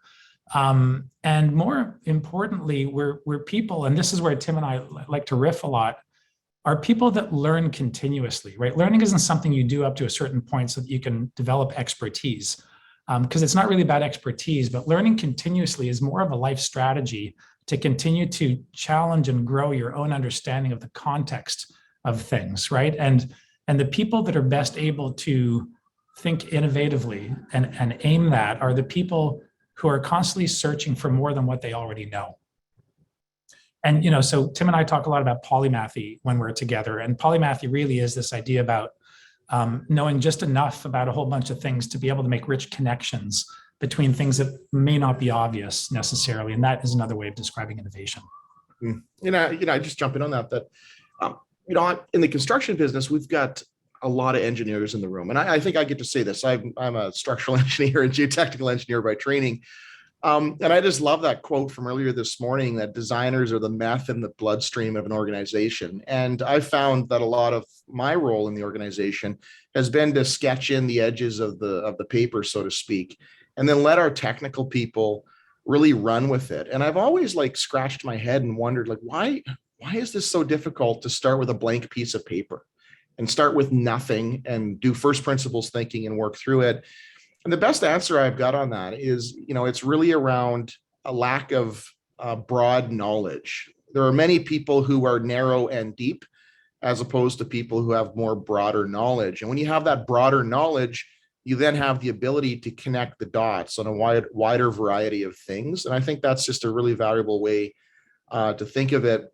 And then, there's this idea of just being willing to try and fail. To, in my experience, being innovative and creative is about constantly putting stuff out there. And, probably 75% of it's crap, but you got to weed through that to get to the 25% that's gold. And I think the willingness to continually do that and continually push on that is a really important piece. Yeah. So as a kind of segue into the next piece of this discussion, I apologize if you can hear the sirens. I live on top of a fire station. It gets at the heart of the why, which we heard earlier. And the why is really, what is it we're trying to solve? And not in the small sense of product or kind of client application, but what are we trying to solve societally, right? The biggest, hairiest, audacious goals are the ones that really are probably the stickiest, that people can get behind, even if they have no idea how to get there. But that's where design thinking comes in. So if we want to riff a bit on the kind of mindset of a design thinker, it really is, the question is, what are the ingredients of design thinking, right? And then how does one do it? Design thinking, you could say, is, and we heard this term as well, long-term investment. It's not short-term. It's not about returns. It's not about profit. Design thinking is long-term investment. It's about investing in something big that takes a long time to solve. I think Tim referred to it as a North Star. And to do that, you really need to prime your mind to be able to access design thinking through practice. And there are a number of practices. And they are, just to list them, and Tim, you can pick some of these up. We're talking about open mindsets that's non-judgmental and unattached, frankly, to specific outcomes. We're talking comfort with liminal headspace. We're talking about growth orientation, to use Carol Dweck's term, neuroplasticity, why-oriented, again, to say that. It's the quality of the questions we ask that I think are more important than the things we try to solve, because they aim them. A risk tolerance, we heard about risk tolerance earlier. And then this idea that Tim can speak about paradox. Yeah, for me, I'm really interested in the kind of the paradoxes that you can find out there, and I actually go looking for them. So an example of that is everyone is buying their toilet paper on Amazon. Yet everyone wants to go have, I shouldn't say everyone, many people want to go have a farm to table dinner restaurant experience. So like, how do those two things go together? Everyone on this call probably gets the idea of the opposable mind. I really like to play with that and connect those dots and try to make sense of what to do about that paradox. And I found that, the light bulb comes on, and, sometimes it comes on while I'm driving down the 401 and stuck in traffic in Toronto. And then we bring that into the organization. We have a conversation, and into the conversation, or pardon me, to the comment made earlier, the idea of getting that idea into a workshop setting with our people and allowing other people's brains to fire on what does this all mean for us and the world and our organization. I think that's a really powerful way of bringing design thinking into an organization. Yeah. And to do that, you really have to embrace this idea about liminality, right? And liminality is the idea that I'm unsticking my mind from something that I thought I believed to open it to the possibility that something else might exist. There might be another answer. There might be another angle. And, certainly having all those voices around the table and bringing that into an open discussion is one way to unlock that. But your mindset has to be such that you're willing to accept that you might learn something, right? That there might be something you don't know. There might be another way of thinking about that. So I find that creative people are really, in a sense, experts on living in liminality, which is really uncomfortable, because not to know what to think, not to know where you stand, not to know where the solid ground is an act of courage, right? It's almost stoic in its value system. But it's also where the discoveries are there to be made. And it's certainly a place that design thinking and designers excel is, the what if kind of space. And there might be more than I know. And I'll just add to that, Anthony. Creating and delivering buildings, it has a parallel that, I kind of use an example of Pixar animation. So there's creative people who are drawing things and writing music. And then there's a bunch of engineering people that have to turn that into a reality. And so the team dynamics that go on around this is pretty interesting in the construction industry. Often you'll get kind of these two groups of folks in a room. There'll be the engineering brains who want to converge on the solution. Just tell me what we're doing and I'm going to go build it. And then there's the creatives who want to iterate on the solution and try ideas and test them and play with them. And, those are two totally different types of folks. And there's often a lot of friction that goes on between those groups. And I've really loved the idea of getting folks in the center of the room and this idea of creative abrasion. And you get both of those types of folks together and you rub them up against each other. It kind of connects to my comments around paradox. That's where the value creation comes, in my mind, in the design and construction industry, is when you get those two types of folks together in the center of the room, bouncing off of each other and having greater ideas because they're both bringing different things to the conversation. That's the magic, I think. Yeah, and Tim, on that score, there has to be an appetite for risk tolerance to be able to do that, right? And so, I shared the quote with you yesterday about Edison's famous quote about I haven't failed, I haven't failed with 10,000 light bulbs or whatever the number was. I've just found 10,000 things that don't work, right? Kind of getting closer to an answer. So, do you want to talk about risk tolerance and kind of failure as a teacher? Yeah, I would say, I have a kind of an interesting upbringing that we might talk about some other time. But, I think particularly the education system produces people who are terrified of failure. And in particular, the engineering profession. Like if you fail and you're the structural engineer, the bridge falls down, people die. And so there's this resistance to failure from that perspective that's kind of beat into people throughout the education process. And then beyond that, this kind of relates to Carol Dweck's stuff, a growth or a fixed mindset. There's this sense of I am a failure if I try and fail and it doesn't work. And I'm not going to try anything because I don't want to feel like a failure. You have to really work against that and push against that. And you have to create the psychological safety in your organization that makes it okay to try and fail and fall on your face. And you got to be vulnerable as a leader to model that kind of behavior. I think all of those things are important to create the kind of culture that you want to have that's innovative.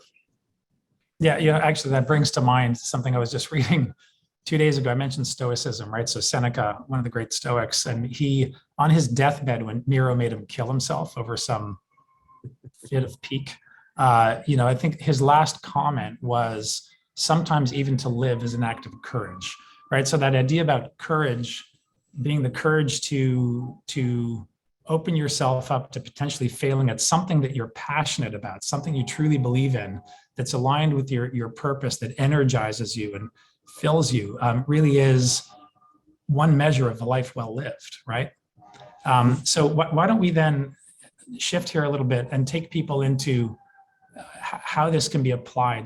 But here again, we need to frame what's the issue, right? So, Tim and I were chatting about this in preparation, and we were talking about, he sent a text or an email with some thoughts about how, one major societal illness right now is this concentration of wealth and inequity in society. Do you want to chat about that a little bit? And then we'll. Yeah. And so, and this kind of, Tim talked earlier, the other Tim, about working forwards and backwards. And I love that concept. For us, we really were interested in what's the big thing that our business model can solve in the world? And yeah, you can get into some stuff about embodied carbon and, construction waste and, all those sorts of things. And those are big issues. But one of the things that we can solve is we think that the construction industry is one of the last great escalators to the middle class. And then there's rising inequality in the world, the haves and the have-nots. It's driving populism, it's tearing our society apart. how can we help restore the middle class, for lack of a better term? Our actual business model organized around employee ownership is a way to do that. We can take someone who could be on a path towards crime and or poverty, a youth, and give them an apprenticeship in our ecosystem. And 4 years later, they're making over 100 grand a year, contributing to the Canadian society and paying taxes. And we make them employee owners in the company, and wealth gets generated through that. I just think that's a very powerful idea. And it's an example of like laddering it out to something that's bigger than the organizational challenge that we're talking about. Yeah. And one of the first, so Tim and I have known each other quite a while now, and we sometimes chat about nothing, just to chat. And one thing I said to him, I said, it's funny because your company reminds me a bit of this other company in Spain. It's actually not even a company anymore. It's now an entire ecosystem called Mondragon, and how they are a collectivist. It is a collective, right? So it's collectivism, this idea that every participant is an owner in a way, which is something that you could easily argue brings out the best in people. When people feel vested in what it is they do, they 100% will give more of themselves to it than something that they don't, that they feel they're doing for somebody else. So that gets back to, one's personal connection to the purpose or the why of an organization, or even their own contribution to it. And so, and then Tim said, well, it's funny because Chandos is modeled after Mondragon, which is this idea that everybody participates, everyone's an owner, and we support our people, continually through all sorts of efforts. Do you want to talk a little bit about that? Yeah, and I think, the key here is authenticity. There's a lot of organizations who run around and talk about the stuff that they're doing, but you have to be completely authentic about it. There's lots of companies in the construction industry that are employee owned, but the dirty little secret is that all of the voting shares are concentrated in the few in the corner offices. And there is a group of haves and have-nots that still exist in sort of many of these organizations. So we are 100% employee owned, single class of voting share. We provide ownership for everybody, including carpenters and laborers in the field. We have a financing program that allows folks who don't have cash to buy into the company over time. We finance them in ownership positions. Less than 30% of the control of our company is concentrated in executives. That drives a completely different behavior. We are here working for others.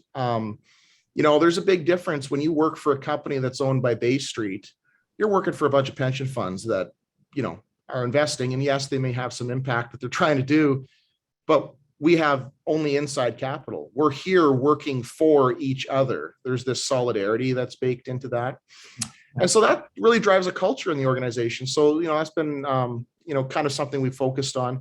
We're the world's largest B Corp certified construction company, first in North America. And, I'm personally very interested in this idea of social procurement, and it gets at what's the great social challenge that we can solve with with our business model.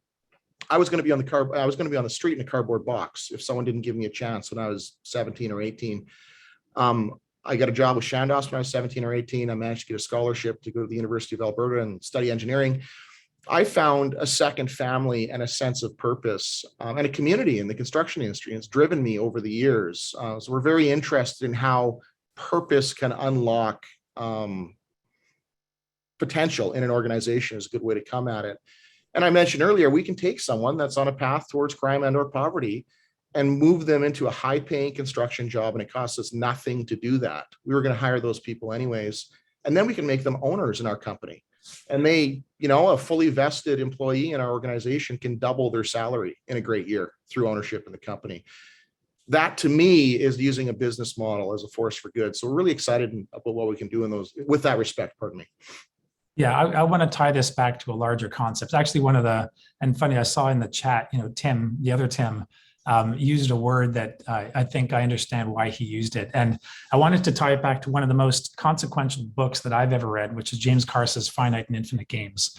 And so what you're talking about, Tim, is really the infinite game, right? So if for people that aren't familiar with it, and I'm sure someone will put a link in the chat, the idea of infinite is things that continue play for everyone, where everybody becomes a participant. And if the game ends, it's bad for everybody. Whereas finite games are the ones that you play to win. They're all competition oriented. And, Tim was talking to me yesterday about teaming up with one of his competitors in order to be bigger than the sum of the parts, right? And not antagonistic towards one another, but actually aligned with and pushing one another forward, right? Because we stand on each other's shoulders in that sense. And so this concept of infinite play versus finite play really does get at the heart of what I think is one of the most fantastic things that happened just 2 years ago, which is it's going to be a funny thing to say, but which is COVID-19. But the reason I say that is because I think the history books will show that 2020 might be the year that shifted humanity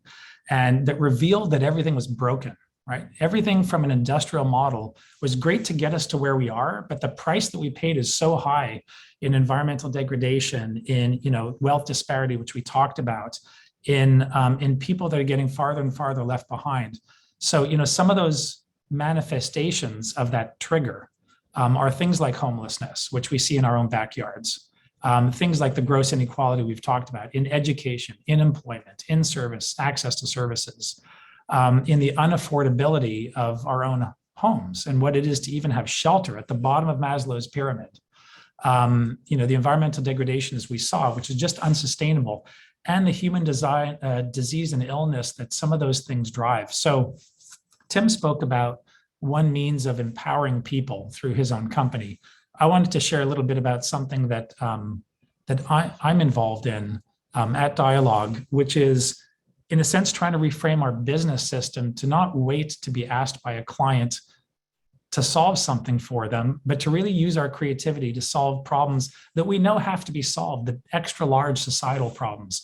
So I've personally been interested in food security and nutritional health for a very long time. I write about it, practice it. And, so I said to, when I discovered that 40% of the US landmass was dedicated just to cattle, and that another 20% to agriculture, you realize that nearly 2/3 of the entire country's landmass is about food production. That's completely unsustainable. Drives 70% of deforestation, uses 92% of the world's water, fresh water.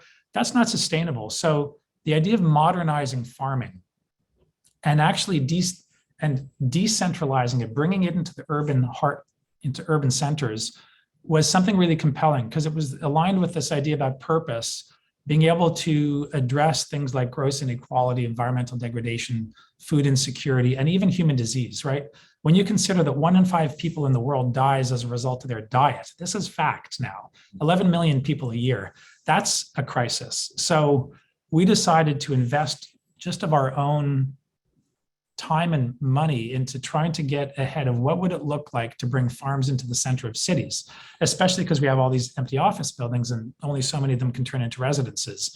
What if there was food in every neighborhood? What if it was cheaper because the yields of modern farming can be up to 300 times that of conventional farming? So now what we're doing is we're investing in finding the right partners in academia, in finance, in business. We've got somebody with all the infrastructure in the world in Toronto, actually, who's put up their hand and said, we're interested. They have 300 sites. We could apply this to. And now we've invested in creating our own business out of something that we are deeply passionate about that aligns with a bigger purpose of how we can solve some big societal problems as creative enterprises. And I have no doubt that Tim will be getting a phone call from me soon when we're closer on what that might begin to look like. But it's about reusing existing infrastructure and adapting it into new urban farms. So share that as a thought. Want to make sure we have enough time for some people to ask their questions and share them. So Chris Fraser, employee ownership. Okay. Beanstalk is a big part of Starbucks' success. So many employees have de facto ownership. Why are some stores and employee groups pursuing unionization? I guess there's a comment about, let's take this as what role do unions have in this idea about ownership? Do you have thoughts, Tim? Yeah, I would, well, the employee ownership movement, let's call it, is less developed in Canada than it is in the United States. In the United States, they have a tax structure called an ESOP, which provides tax sheltering for employee-owned businesses, particularly when employee owners sell their equity in the business. Now, both the Liberals and the Conservatives have a similar tax structure they were in their election campaigns. We expect that that's going to happen here in Canada. So I think that moves the conversation forward significantly. And the question around, it's really about authenticity. You can have token ownership. You can have voting shares and non-voting shares with a preferential dividend and all that kind of stuff. All of those are just mechanisms to concentrate control and power in a few and then make the masses feel good about it. And so you have to be deeply authentic. And I don't think it's true employee ownership unless everybody has the same voting unit or share or whatever your structure is. I think it starts with that. There's if you're really interested in digging in on this, there's a lot of resources out there. The principle in the United States behind a tax advantage for employee-owned companies is there is an immense amount of research that demonstrates that employee-owned businesses are more sustainable, they're better for society, they create more local jobs, they do things that are better for the environment. There's just a big, long list of things that we're good at doing.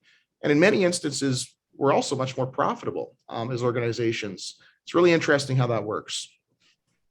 Yeah, and actually, Chris asked another question. I think I can take this, and then Tim, you can riff on it. The question is really, why isn't mass timber and on-site assembly, so I guess that's a prefabrication comment, taking off in Canada, a country known as hewers of wood?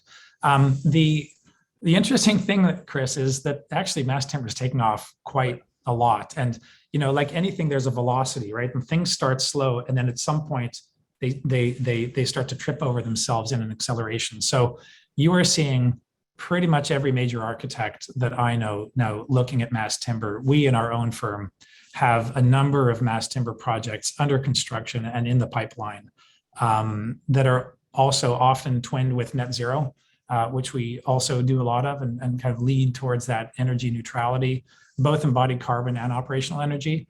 I think you're going to see more and more of it. Canada actually is taking a bit of a lead position in that because forestry is such a huge industry. And because it's one of the zero waste industries, right? Even the sawdust becomes a part of a panel of some other kind. So I think you're going to see a lot more of it. There are engineers now specializing in that. We have our own. And you're starting to see codes, which are really the ones that are lagging behind, start to pick up this idea that it's a compelling market, and we need to modernize the codes to allow more and more of it. People are testing it. We ourselves have tested a super tall hybrid tower ourselves and another construction company.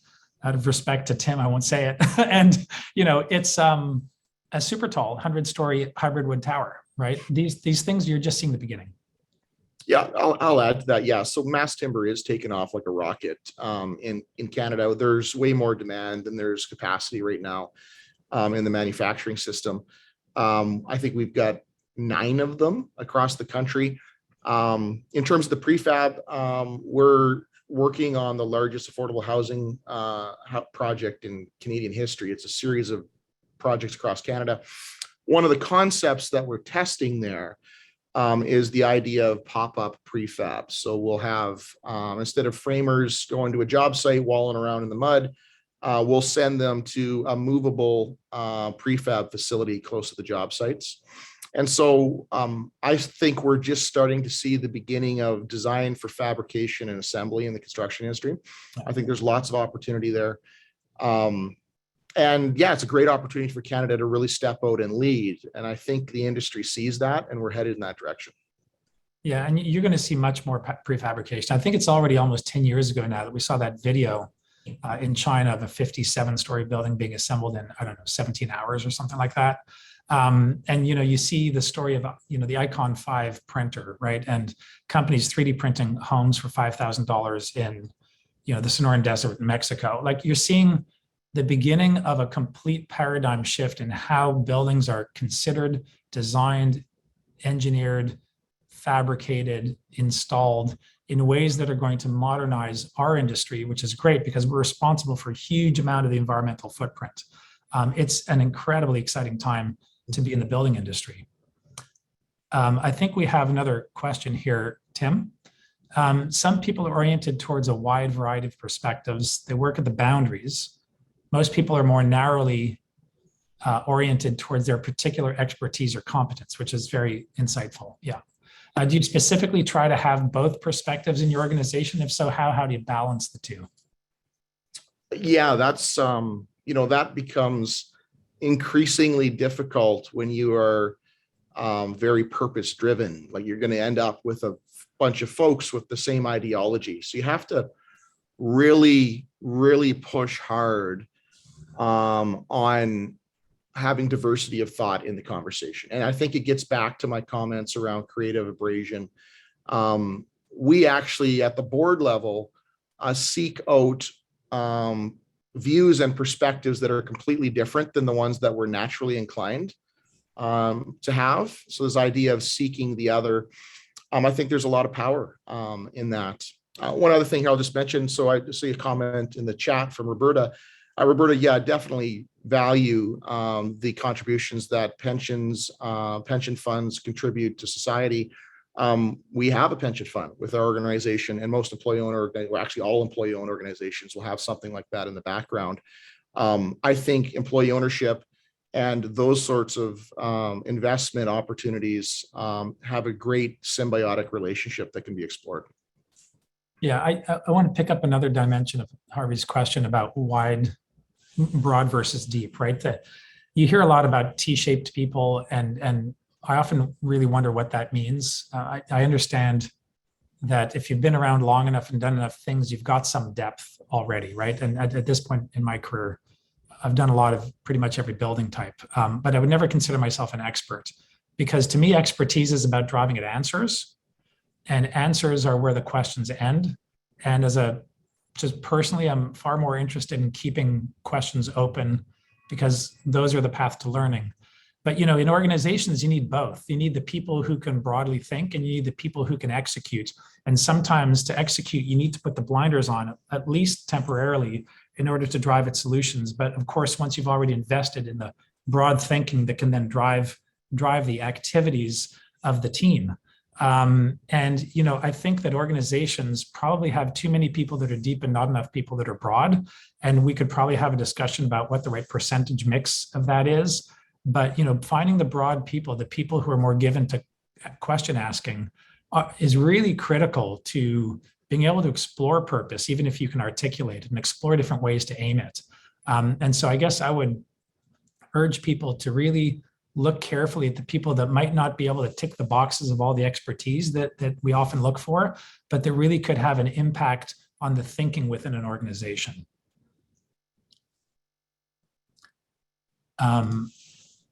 Question for Tim. Love the idea of employee ownership. How can those of us who work in the nonprofit world translate that concept for our organizations? Because parenthetically saying, compensation is a huge challenge in the community health sector, and can compete on salary and not usually able to provide bonuses. So there, she's saying her corporate structure doesn't lend itself to an employee-owned concept. Yeah, so my comments around the financial side of that and a escalator to the middle class, it probably don't apply in this instance. We're bounded by kind of the nonprofit nature and the compensation constraints. But I actually think the main benefit of employee ownership is the culture that it creates. And you can create the same sort of cultural mechanisms in the absence of the compensation. For me, the main thing that employee ownership drives is this sense of solidarity. We are not working for the man in the corner office. We are here working for each other, and we are here for each other. And anything that you can do to create that kind of a dynamic within the organization, I think is a very powerful thing to do. Yeah. Oh, it's interesting. Angel had a really interesting point about T-shaped, turning experts and generalists into question askers and answerers. I love that thought. That's a great thought. All right, I think we have, okay, there are no other open questions. Tim, you have any thoughts you want to share with people before I think we have about 3 minutes left. Yeah, you know what? I'll just talk. A lot of folks don't hear this about the construction industry in Canada. So this is just mind-boggling to me. Two kind of pieces here, just to frame the challenge at a systems level. There are 1.5 million people that work in the construction industry in Canada. The most recent forecasts from the most reputable organizations suggest that 700,000 of those people will retire by 2030. So that's 46% of the construction industry is going to go poof, gone. And when's the last time you talked to a 13-year-old kid who's excited about being a plumber or an electrician? And in the absence of labor, you want to talk about inflationary pressures and escalation. It'll go right to the moon with that absence of labor. And so to connect the dots with social procurement, there's a big policy conversation in Canada, a book that's out there. It's called Why 35 Million Canadians Are Not Enough. There's this organization called the Century Initiative, which is advocating for Canada's population to be 100 million by the year 2100. I am super interested in that because the number one predictor of construction activity is population growth. So we're talking about building 3 times as much stuff that exists in this country in the next 80 years and dealing with the infrastructure deficit, all while we have an incredible shortage in labor. And I think immigration is the big piece that's going to drive that. I think this country has an amazing opportunity to really do nation building with respect to our future. And all of those things kind of go together into this big, gnarly problem that we need to solve as designers and contractors and building owners in Canada. Yeah, and I would only jump on that and say, and all of that needs to be aimed at things that empower the most people possible and create the most participation possible in society at large, which means fixing a lot of these broken systems. Yes. From an industrial era educational paradigm to runaway inflationary price in housing that holds more and more people away, to even a broken healthcare system, as we're seeing live as we go on, and broken politics and broken media and all of that kind of stuff. Like, these are, I would just urge people to have great courage in diving inward deeply and figuring out what those passions are, and having bravery to have an impact on those in your life, because there's nothing else, right? And if you look at Bronnie Ware, right, the nurse from Australia who wrote the book, The 5 Greatest Regrets of the Dying, number one regret was regretting not living a life truer to yourself.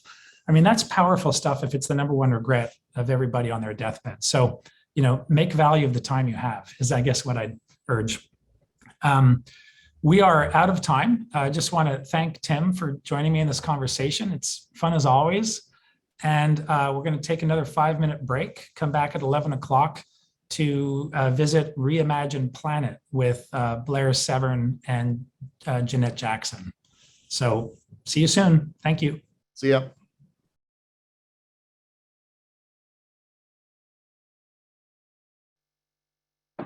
Good morning.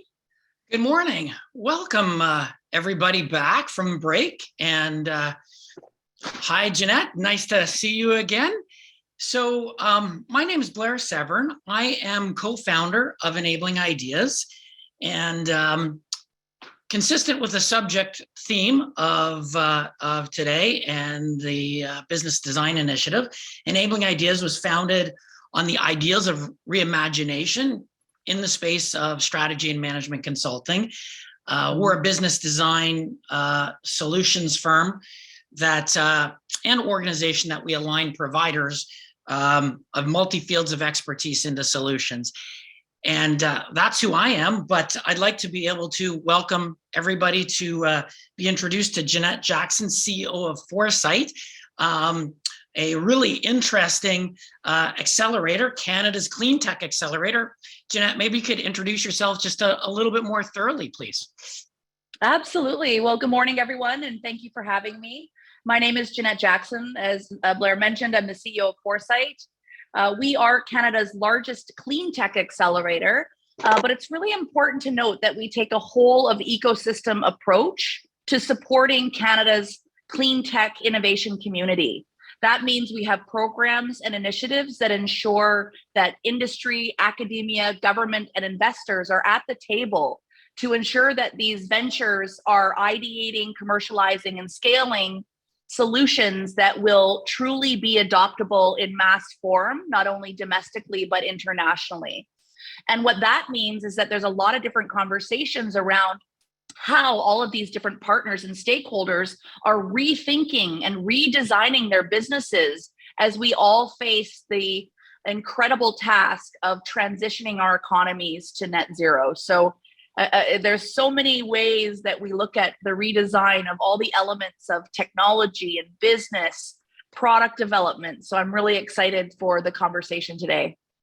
Well, Jeanette, you're just singing to my ears when you talk about holisticness. That's I'm totally aligned with you with that ideology, and we got a pretty big subject to tackle, and not a lot of time, but I think we can dig into some interesting themes around this. And one of the first themes I wanted to dig into with you and get your perspective on was the title of our I guess our session here, reimagine, rebalance, profit with planet, and kind of subject to that was designing companies with sustainable DNA. And so I think there's a bit of a double entendre with sustainable there being obviously, financial stability, side, but also just a business that will flourish in the future. So you're dealing with all sorts of companies. Maybe you want to just get into what you would propose things that companies should think about with that objective in mind. Sure. Perhaps we'll break it down into different sizes of ventures. Every early stage climate entrepreneur, in fact, they almost put the climate before the business, and sometimes, which is great, but you still do need a sustainable business model to be able to have the tools and resource investment, attraction, and customer attraction to become a going concern, so that your vision and the impact that you want to have on the environment can really come to life. When we look at some of these later stage ventures, as they mature, revenues around, let's say $1 million to $20 million a year, 50 to 100 plus employees, for them, they've at that point found a good balance. More importantly, they've learned to position their business model in alignment with the changes that they're seeing from large corporates. There are some corporates that have had sustainability in their DNA for a very long time. If you look at folks like Patagonia, quite frankly, we're now seeing a whole bunch of other large corporates trying to catch up, because I don't know if it's the face of COVID. I would like to think that before COVID, the world was already fast-tracked on, realizing that we need to come together to tackle, what we're going to face by 2050 if we don't get temperatures on the globe down 2+ degrees. But we've really seen an acceleration of organizations saying, look, how are we recognizing finance, our financials? How are we reporting on our impact on ESG, on the sustainable development goals? And so all of these things are creating quite a dynamic environment for businesses to have not only the financial conversations, but the conversations around how collectively they can have true impact on, again, achieving those net zero climate goals. Well, I have something interesting that I wanted to dig in with you with the companies that are burgeoning now. And it comes from an experience I had years ago, actually, hate to admit it, decades ago, about sustainability. So I used to have to write rate case for one of Canada's largest utilities. And if the audience doesn't know what rate case means, is in a monopolistic situation like a utility, you have to write a case for the government to approve the level of revenue you're allowed to have and profitability you're allowed to have. And who enters into that conversation, of course, is environmental interest groups. So it becomes a question around sustainability. So back in the day, there were contravening tensions about what people thought was the right thing environmentally and or sustainability. So I got into the center of a battle between two different environmental groups. One that felt wood was a better, more sustainable resource for burning. And this had a lot to do with the fireplace industry because it's renewable. The other group said, no, no, no, the carcinogens of burning wood are so terrible to society. We promote natural gas, which is clean burning, but guess what? It's not renewable, so it's not sustainable. So do you find that, companies are tackling those things still? I mean, it's certainly on the docket here in British Columbia, for example. You'll see that there's some firms that are quite bullish on exporting, wood pellets to different markets. And so it's certainly a hot topic. And my response is sort of, it depends. It depends on where you are in the planet. If you have access to lots of waste wood and can find a sustainable way to do, all of the forestry work, which I know FP Innovations and there's folks around the world that are really looking at sustainable forestry practices, then I think it's still an opportunity on the table. And on the flip side, having worked with lots of different oil and gas companies, we know that they're working very hard to decarbonize natural gas. We actually led an innovation challenge where solution providers were matched with natural gas providers and looking at solutions on how to decarbonize, not only in the face of hydrogen being, now there's an opportunity to put hydrogen into the system up to a certain percentage and still not dilute the efficiency of the energy supply, but more importantly, the conversations are, where are these things best used? And so some of the things that we like to put forward are, and I'm not a big policy wonk, but when it comes to market decisions and industry investments into this transition, an energy decision tree for Canada in this discussion would be very helpful. Where do we use hydrogen? Where do we use biofuels? Where do we use electrification, renewables, solar, and of course, oil and gas? And once we map out some of where those true efficiencies will come, if we think about the whole value chain on these supplies, you have to transport these sources to different regions. So if you look at the whole package of the carbon impact of some of these industries, I think we can take a very thoughtful, strategic approach. If we took a step back and said, look, this is where it makes sense to invest in hydrogen, electrification, bio, et cetera. So, at the end of the day, who makes the final decision? Is it the private market, or is this something that policy? And we're a big fan of making innovation, set the targets, but not always determine how. Do let some of the market leaders and independents help influence the how, as long as they're truly reporting honestly on their decisions and impact over, the future timelines based on when they implement those decisions. Well, you actually touched on a couple things that are quite interesting to me that I'd love to unpack and get your perspective on. There are issues that actually I'm going to take a double advantage of, not just sharing with the audience, but some advice that I could use. We're dealing with clients right now on a couple of themes and one, you touched on ESG. And we have a particular client who is in the investment asset management space. And they're looking at building a whole new investment product positioned and branded around ESG. And we're actually trying to hold the reins on them a little bit because, their belief is ESG is a differentiator. Their belief is ESG is going to be an advantage. And our argument's kind of maybe ESG is a bit of an ante to the game now. You have to now. Yeah, I would actually definitely support your thoughts there.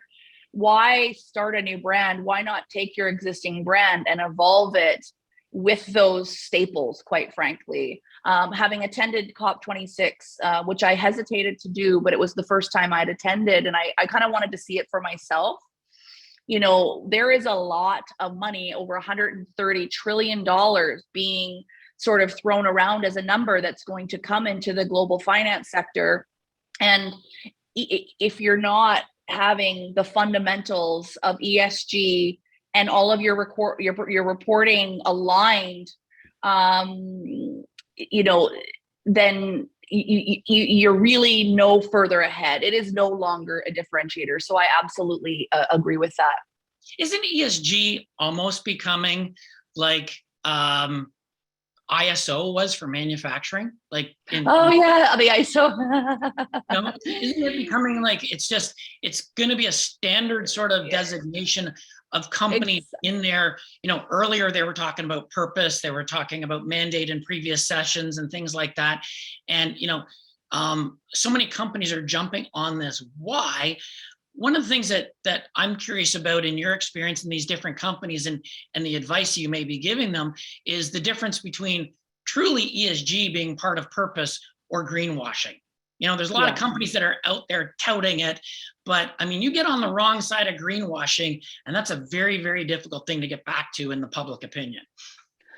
Yeah, and I don't even know if there's any space for that anymore, because if you want to reflect on having an incredible culture and team, you're never going to be able to attract the type of people that can bring your strategy on ESG to life if you aren't honest, candid, and really digging into the realities of how that might change your business. And that's where the redesign discussion really comes into play. On your executive team, now are you going to have someone responsible for sustainability, regardless of the space that you're in, finance, education? I mean, it should be across the board. And that if you're looking to attract the best and the brightest, I know people always have to, make money and live lives, but when you look at the next generation of workers, they will require you to have very candid implementations of everything environmental into your business model. And there was a few questions here on the acronyms. So ESG is environmental environmental, social, and governance. SDGs are the Sustainable Development Goals by the UN, of which there are 17 and all broken down into, I believe, 196 different sub-goals. So there's lots of information online, and most companies can't tackle all of the Sustainable Development Goals, but they often refer to one or two as a starting point, a beachhead, if you will, in their path to, joining the UN's model here. So that they can incorporate some of those activities into supporting those strategies at the global level. Now you mentioned innovation, which is another theme I want to unpack. Innovation versus policy, and it takes me back to the transformation of financial services went through with tech, for example. And I was deep into analyzing the strategic response major Canadian banks had when ING first entered into the world and went, we got a completely different model. We can price it better. It costs less. Consumers, it's more convenient for consumers. And what happened in the financial services industry? Nobody reacted for months, even years, until ING, now Tangerine, had a huge share, and they forced them to change really the entire industry. The whole clean tech, the whole sort of sustainability, are you finding these innovators, or do you believe these innovators are going to change the big incumbents that currently are probably sitting on inertia? Yeah, that's a great question. And by the way, I'm sure, one of the first folks to have an ING account here in Canada. It was so easy. You got a $20 deposit. I had one for my daughter, or maybe it was even before her. But it was very easy to use. And I don't even think we've seen the full transition on the finance space if you look at cryptocurrencies and all of that. So I don't want to go down that rabbit hole, but the finance space alone is quite fascinating when you think about that transition. On the clean tech side, I think we should break it down a little bit more. Clean tech is very broad. So for us, we look at clean tech in the resource sector, in transportation, in built environment. And whether we like it or not, the oil and gas sector has been one of the first to invest in renewables. And that's where solar panels and wind, turbines and and other, related renewable technologies, 20 years ago were just coming onto the market. They weren't as efficient. They didn't last as long. There was still a lot of testing, and that's quite normal.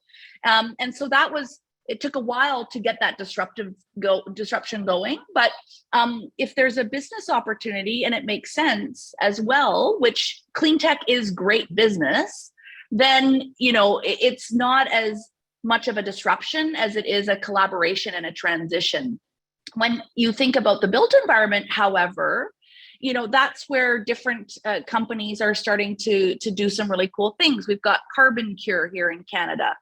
They pull carbon out of the air and they put it into cement, and that cement, gives you access to carbon credits. And so that means that the folks like Lafarge, and they have to really buy in and look at collaboration, and that's exactly what they've done. So, it makes sense because they own a lot of the supply chain and the distribution network. So, we haven't really come across any large industry players in most sectors that say, absolutely not, I'm not interested, and then they kind of at the end, because they didn't make a move or accept the fact that change was coming. There are a few laggard industries. I won't call them out because we are steadfast in trying to educate. Often what happens is, it's they don't have individuals on their team that are focused on innovation. They're focused on efficient production and selling. And so now they have to reimagine and redesign their teams to add in and invest in people that are looking at the sustainability of the organization, that are looking at innovation. And the sooner that we can give them the capacity to do that, then I think the less likelihood that they'll be sort of caught trying to play catch up or losing their market share altogether. And those are the types of programs and initiatives that we're really excited about, because we understand that change is hard. When you think about industries that have been, acting in a certain way for 100+ years, it's pretty hard to imagine how they would transform. One of my companies, Light-Based Technologies, we were in the solid state lighting space. And if you look at the traditional light bulb, the incandescent light bulb, well, it's been around a long time. And so when we were supporting the different companies building the end products of the new solid state lighting LED light bulb that's 90% more efficient, a lot of, I was thinking about this actually coming into the conversation today, they were all these traditional lighting companies, Philips, GE, were reimagining. They had to build up that capacity to think about innovation and this new technology. But on the consumer side, it's even worse. You actually had to design the products to embody the same physical design as the traditional incandescent light bulb to get market traction. So it's not only the industry that could get caught, it's consumers also being much more open-minded that these products and services aren't going to look the same as we navigate this transition to net zero and rebalance the planet with profits. Things are going to look different. They're going to feel different. And we all have to look at how we're going to embrace that. Yeah, it was interesting where you were kind of going with that, with respect to the, industries having to embrace this. And it takes me to, overcoming legacy, right? And it's great for smaller, innovative firms that, perhaps are being accelerated with the help of foresight.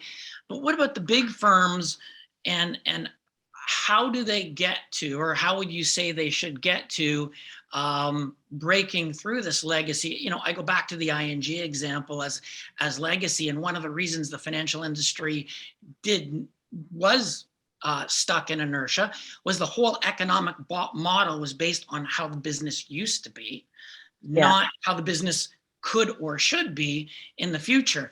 And so, is it a renovate? Often, I hear we can't get there from here, or is it a demolish and reconstruct? It's easy for small firms to sprout up. What would your recommendation be to maybe some of the bigger firms that have to deal with this?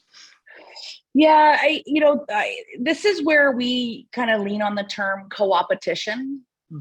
And if for those sort of, I see some chat happening here, co-opetition, you obviously are competing with other, leaders in your sector or industry. But if you can agree on some elements of your business and your industry where collaboration can actually allow you to set priorities, pool resources, and embrace new technologies and innovation, it'll help de-risk those activities to each individual organization and allow you to put all of your best practices, all of your mind power into solving those problems together. The industry will thrive overall. In particular, in Canada, we really recommend that because we shouldn't be competing with ourselves in Canada. We should be collaborating and looking at, okay, where are the opportunities for us to compete globally?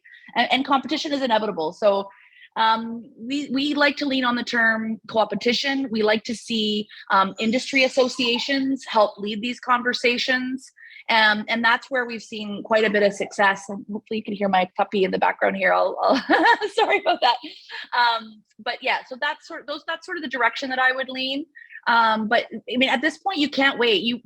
These organizations that want to continue to grow and evolve and actually access any capital, whether it's debt or equity, as they grow, will not be able to access those capital without showcasing your triple bottom line approach to the future of your finances. Yes, I see a question here directed around the oil and gas business cooperatively embrace the green hydrogen industry here in Canada for transport and transit. Well, I think that there's parts of the sector that desires that, but it also takes me back to the lack of alignment between, say, the natural gas industry and the oil industry, where NGV vehicles or natural gas vehicles, basically got shut down. And the what needs to happen, or in my opinion, what needs to happen that didn't happen that made that not possible, is a agreement around infrastructure. If there's not the infrastructure for the alternative fuel, there's just never going to be the take up. That's where my comment around this energy decision tree comes into play. So for example, in BC, Prince George has some potential, sites, large production sites where there's an offset, or there's an opportunity to take hydrogen and funnel it right into the large, long range trucking industry. And like you said, that's not available everywhere. So how do you design infrastructure, models that allow you to sort of plug and play more efficiently where those technologies could be implemented? I don't speak on behalf of the oil and gas sector. We do collaborate with CRIN, the Clean Resource Innovation Network. We just finished one of their value add challenge programs. So that's giving innovators the opportunity to access about $25 million in investment in projects to help commercialize technologies. What we've seen is that a lot of their focus is around decarbonizing their operations and making sure that managing their water waste becomes as efficient as possible. And then, obviously the transportation sector, it's not just oil and gas, it's supporting so many other industries, forestry, mining, even just, obviously everyday consumers across communities. And so, is it their responsibility to tackle transportation? I'm not sure. They're still trying to figure out the production side, unless of course you're saying, encourage folks not to use oil and gas, and they'll start providing, natural gas or hydrogen. And all those conversations, I'm sure, are happening in different forms. At the end of the day, unless you can really figure out a way to have almost a carbon negative impact through oil and gas production, you were already seeing electrification is going to come up and take over, a lot of the market share on the everyday consumer vehicle. So it's not easy, right? This is a very complicated challenge. And I think, the best thing is that individual industries and organizations within those industries focus on their core competencies and not try to, control or overly influence the areas where they don't have that deep expertise. And transportation networks is certainly, I think, outside of the scope of a producer at this point, although I know they're doing lots to better understand how they're going to play a role. Well, you brought up a couple interesting points, and something I actually really wanted to get to. And there was a comment in here in the feed that is kind of a good segue to that. There's a comment here from Kate about perhaps we could put planet first in that lineup. And one of the challenges in sort of sustainable DNA, one of the challenges in circular economy and all these sort of, I guess, themes that are coming out of where we're going is the sense of abductive logic, the logic of what could be. And in abductive logic, the CEO is really the driver of where that is. So what is the CEO now doing to, I guess, set the stage for people first versus profits? Profits are needed to drive the purpose that we heard about earlier today. Where would you take a CEO? Well, I think this is where we start to get into the redesign of governance. And, at the end of the day, in these situations, the board of directors hires the CEO, and therefore ensuring you have diversity and dynamic thought leaders on the board of these companies will likely ensure that more of these questions are posed when there's a new CEO hiring process or review process, depending on how things are going. So I do think it comes down to the board of directors of these organizations more than the CEO. They do set the strategy, although you want to bring in a CEO that's visionary and perhaps has that mentality and that passion for people and sustainability front and center, obviously recognizing that they're going to know to balance the need to put people and planet before profits. You still can't become a complete loss. You know what I mean? There are shareholders and stakeholders that need to be considered. And where do you find these CEOs, right? Sometimes you have to, part of that might be, again, building out your executive team, building out succession plans that really have that innovation, sustainability, leadership in the organization. And perhaps they become, as they get embedded in the organization, a potential candidate to take on the CEO role and ensure that sustainability innovation element of what they're doing, really infiltrates into the rest of the organization. Well, it's interesting that you say that, and maybe the influence comes from not the obvious place. Like we think we're just going to get something driven because we put it into management and management says thou shalt. And it takes me back to a couple of, old school things that I think still apply. Dust off the 5 forces model, and, the consumer power in the equation is rocketing. Versus where it was always evaluated probably a little bit lower. And, what is measured, what is done. So yes, you're absolutely right. About or a comment in here about governance and governance models. Is it the job of the board to now be setting governance structure, new dashboards that CEOs are responsible for? And are you seeing that? Are you seeing measurement governance dashboards around sustainability being part of the equation in addition to profits and market capture and all the other typical things that a CEO would be driving? Absolutely. I think the last few years, we've seen a few really interesting organizations take a leadership role in training both the CEO and the board members on ensuring that, like you said, all the dashboarding, all the metrics, the KPIs have sustainability and people embedded into those. And so on the sustainability side, depending on your sector, it could be, reduction in GHG emissions. I'm a big fan of water being part of this equation as well. On the people side, net promoter scores, diversity. I myself went through the Competence Board training program. It's over 20 weeks. I really recommend it. Early mornings on the West Coast. But the team there does an incredible job breaking this down into 20 conversations. And then at the end, as a group, you present, how you would recommend an organization like Microsoft, for example, to improve their dashboard, to improve their metrics. So there are certainly very, I'd say, thoughtful and reasonable, because obviously most board members have other responsibilities, and they're not living and breathing this organization 24/7. But if you can get them the tools and training to ensure that whenever they're in a board meeting, that this is top of the conversation, then I think we're all these companies are going to be better off. And a lot of this, what's a little bit worrisome, is a lot of this has already been happening in Europe for a very long time. We do a lot of work with the International Clean Tech Network and many different organizations and associations around the UK and Holland and Germany, and of course Denmark, where their renewables have taken over everything from traditional energy.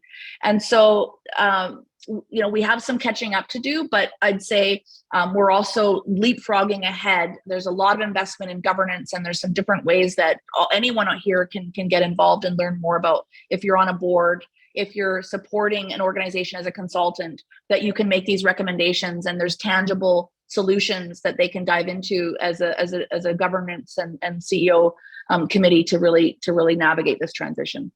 Well, and you're talking about renewables and things, and it brings me to think about circular economy, and the whole notion of how circular economy fits in, and where do you enter in that circle, and how do you contribute to that circle, and should become companies redefining themselves to be in a circle? Yeah, the circular economy it's such a huge discussion. In Canada, we're still focusing on plastics and, of course, wood waste. I think the conversation is much larger than that.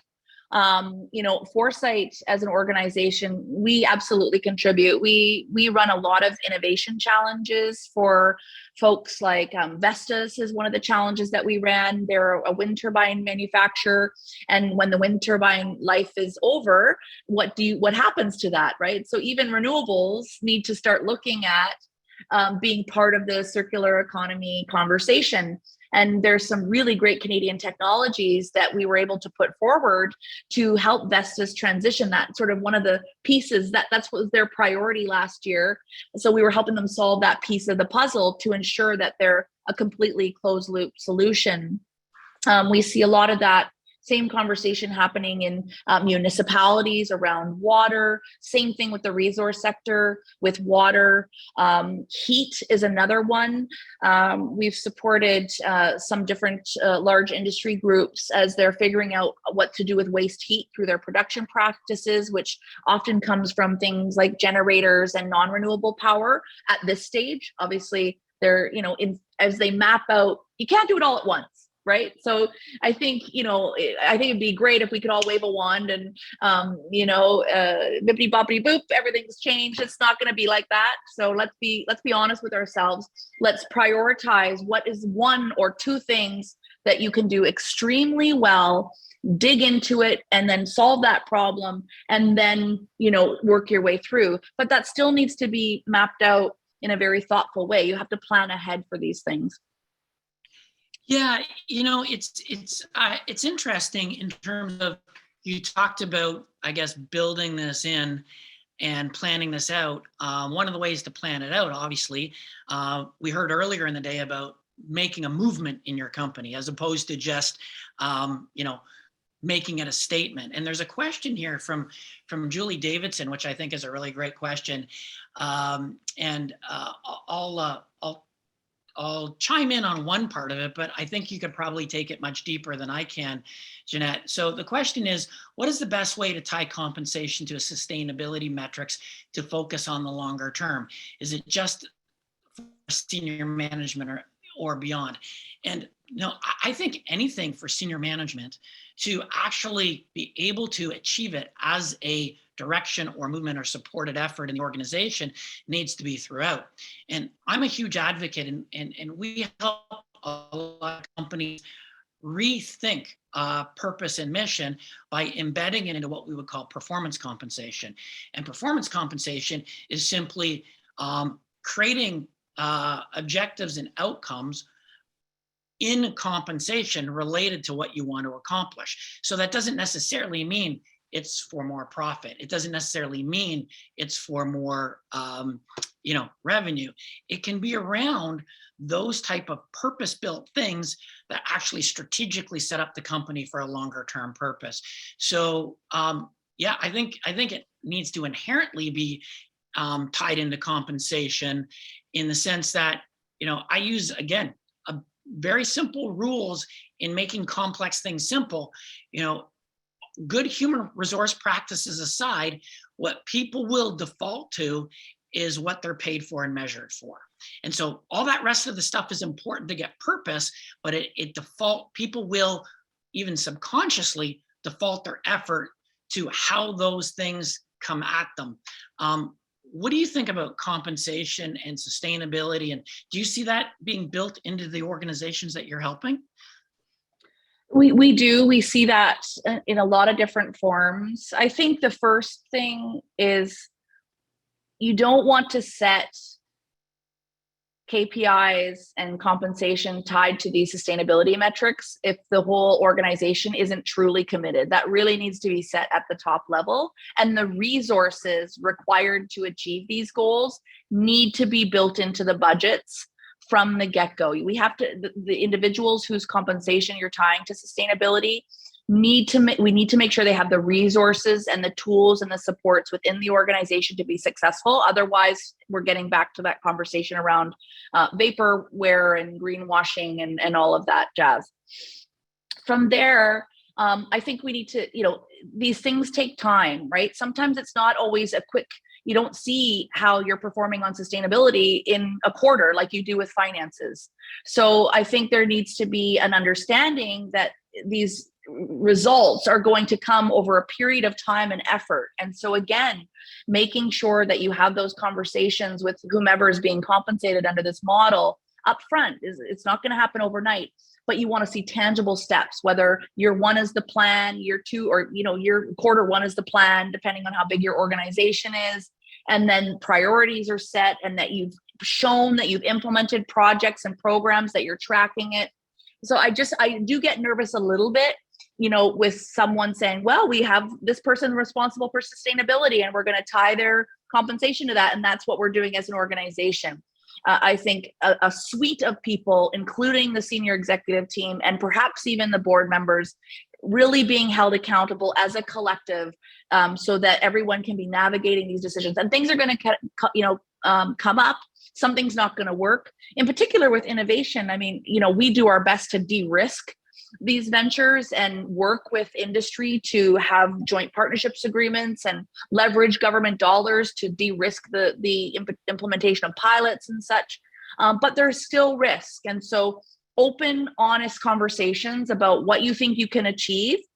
And then I would also hone that in with your customers. What are your customers saying about your performance on this? And that can be depending on your industry, again, it can be an end consumer, or it can be, your suite of business customers. So not just what you're doing internally, but what your customers are seeing and feeding back in as part of the metrics as well, I think would be important. Well, but I think it's all great. I want people to succeed and not think I'm the only one tied to this and I have no support internally. You're not going to be able to really move the needle on that. Well, thank you so much, Jeanette, for that insight. That brings us to the end of our session. I'd went by quick. Well, it was some great themes that you brought out there. Thank you so much for that. We have a 5-minute break, and everybody join back at 11:45. Where Angela's going to lead a conversation with Catherine Zhu and Tara Beck around reimagining leadership and bringing home the rest of the day with that. So thank you, everybody. Take a quick break and back here at 11:45.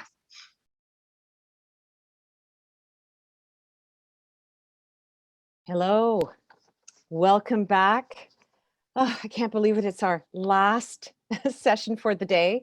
Again, I can't thank the audience are very, I think, committed, immersive, and very active conversations between panelists themselves, among them, and then with our incredible group here today. So thank you all. Please keep it up. And so with our last panel, please join me in welcoming. We've got Kara Beck, who is the VP Human Resources with Starbucks Coffee Canada, and Catherine Zhu, the global partner with Egon Zehnder International, who also happens to be an alum. And our conversation today, so similar to this morning's, the opening panel, for closing panel, I'm going to act as sort of the light moderator, introducing the overarching theme, and really have the two of you engage a conversation and integrate as many of questions as possible. And so the big topic, which again has just been spoken about in the panel with Jeanette and Blair and continues to be a very critical topic, is about leadership. Redesigning leadership is critical. It's the crux. It's ultimately the make or break for sustainable organizations and, I'd say, durable societies. So I'm going to start with Catherine. As a leadership talent, as a talent recruiter, really in the leadership domain, as an advisor, can you maybe begin today's conversation around leadership on maybe introducing some of the trends, some of the factors influencing sort of this new, net new, or possibly even next gen types of leaders? And then I'll introduce Kara in terms of the same conversation. Great, thank you, Angel. Thank you for having me here. I love the energy and insight has shared this morning. It reminds me of my time at Rotman 20 years ago. It's that collaborative spirit. One builds on the other's ideas. I think that's part of the new leadership trend we're seeing. So to answer your question, why we're reimagining leadership, what has changed? So I think the very fact that we're connecting with each other in this format is indicative of the time we live. We live in a time of deep disruption. So while people see lives literally vanished in front of their eyes, and they see accelerated climate change, as well as geopolitical uncertainties, one cannot help but wonder, what is the purpose of work? So the conversation we're having with the leaders as a global leadership advisory firm, Egon Zehnder, we're privileged to work with the boards, CEOs, and their leadership team on a daily basis on what is leadership and how we're going to attract, motivate, and retain talent. The conversations about leadership has very much shifted from competency-based to identity-based. And what I mean by that, we have just done a survey recently with 1,000 CEOs globally. 45% of them reflected that not listening is a big blind spot. And to call that out is actually very assuring for a lot of us. And then 97% of them said that the biggest task facing leaders today is to transform self while transforming their organizations. Only 3 years ago, for the same survey, only 79% of people feel there's a need to transform themselves. So in a way that COVID has had a material impact on how leaders, at least at the CEO level, think about themselves. The overarching theme we have got from talking to the CEOs is that what have got them here will not get them there. So let me just pause here, and I think we would love to hear more from Kara, and we can elaborate more. What are some of the emerging themes of leadership? Yeah, that's fantastic. And so, yeah, Kara, over to you. Now, you have spent nearly 2 decades fostering talent inside Starbucks and across the borders between the US and Canada. Yes, so to build on Catherine's question here in terms of some trends and factors, but specifically in your case, in terms of learnings and lessons within an organization such as Starbucks. Well, hello, Angel and Catherine, and the participants. Thanks for having me. I'm excited to be here. It's a little shocking when you say nearly 2 decades. I still feel like, especially these days, a little bit like that naive newcomer to my role in HR. I would say, some of my key learnings, and especially over the last 2 years, have been really paying close attention and having clarity of the current state while having this dual view around optimism for the future. And I have to say, that's been tough through the pandemic. There's been a lot of day-to-day work that we've done and kind of day-to-day decisions. It feels like almost every day we wake up, there's a new mandate, there's a new decision, there's something new that's happening that day. So we were in a very immediate state, but also as the leader having to think and also be optimistic about the future for the team you lead. And for me, also for my own self, that's what gets me up in the morning, is to think about the day we're kind of past this, maybe not the day, but the moment that we're past this, and we're really working towards those things that we see around an optimistic future. So that's been one key learning for me. And I try to purposely practice that each day, to really think about what's the optimistic side and what am I shooting for long term. I think the other one, and Catherine mentioned this briefly, but it's the capability elements. And the capability in my mind it's a combination of mindset, skill, and experience. It's a bundle. And it's about, thinking about our depth of experience, but also our breadth of experience. And when I talk to leaders and our partners about kind of the future of leadership, I use this phrase of up, down, around, and sideways. So up is not really the only way anymore, and thinking about your future and your career kind of in a holistic way. And then last thing, I think when I reflect on my career, I think about key lessons learned for me have just been, keep that door open, be optimistic and open-minded about what's possible. I talk a lot about not focusing on job title as much as experience. I think this goes back to even what Catherine said about, what's the purpose of work? It's got to have value and impact for you as a person. And so some of the best career transitions I've had is when I've been not so familiar with what the future might hold, but I think that there's something there for me to learn. And I think learning is really key to keep you active and agile in an ever-changing world. Yeah, I was going to say, Catherine, to build on that in terms of, I also love that framing of the purpose of work and how deep and meaningful, and hearkening back to Tim Gallus' point of the soul. And so, yes, please add and weave in some of your own experiences in this domain.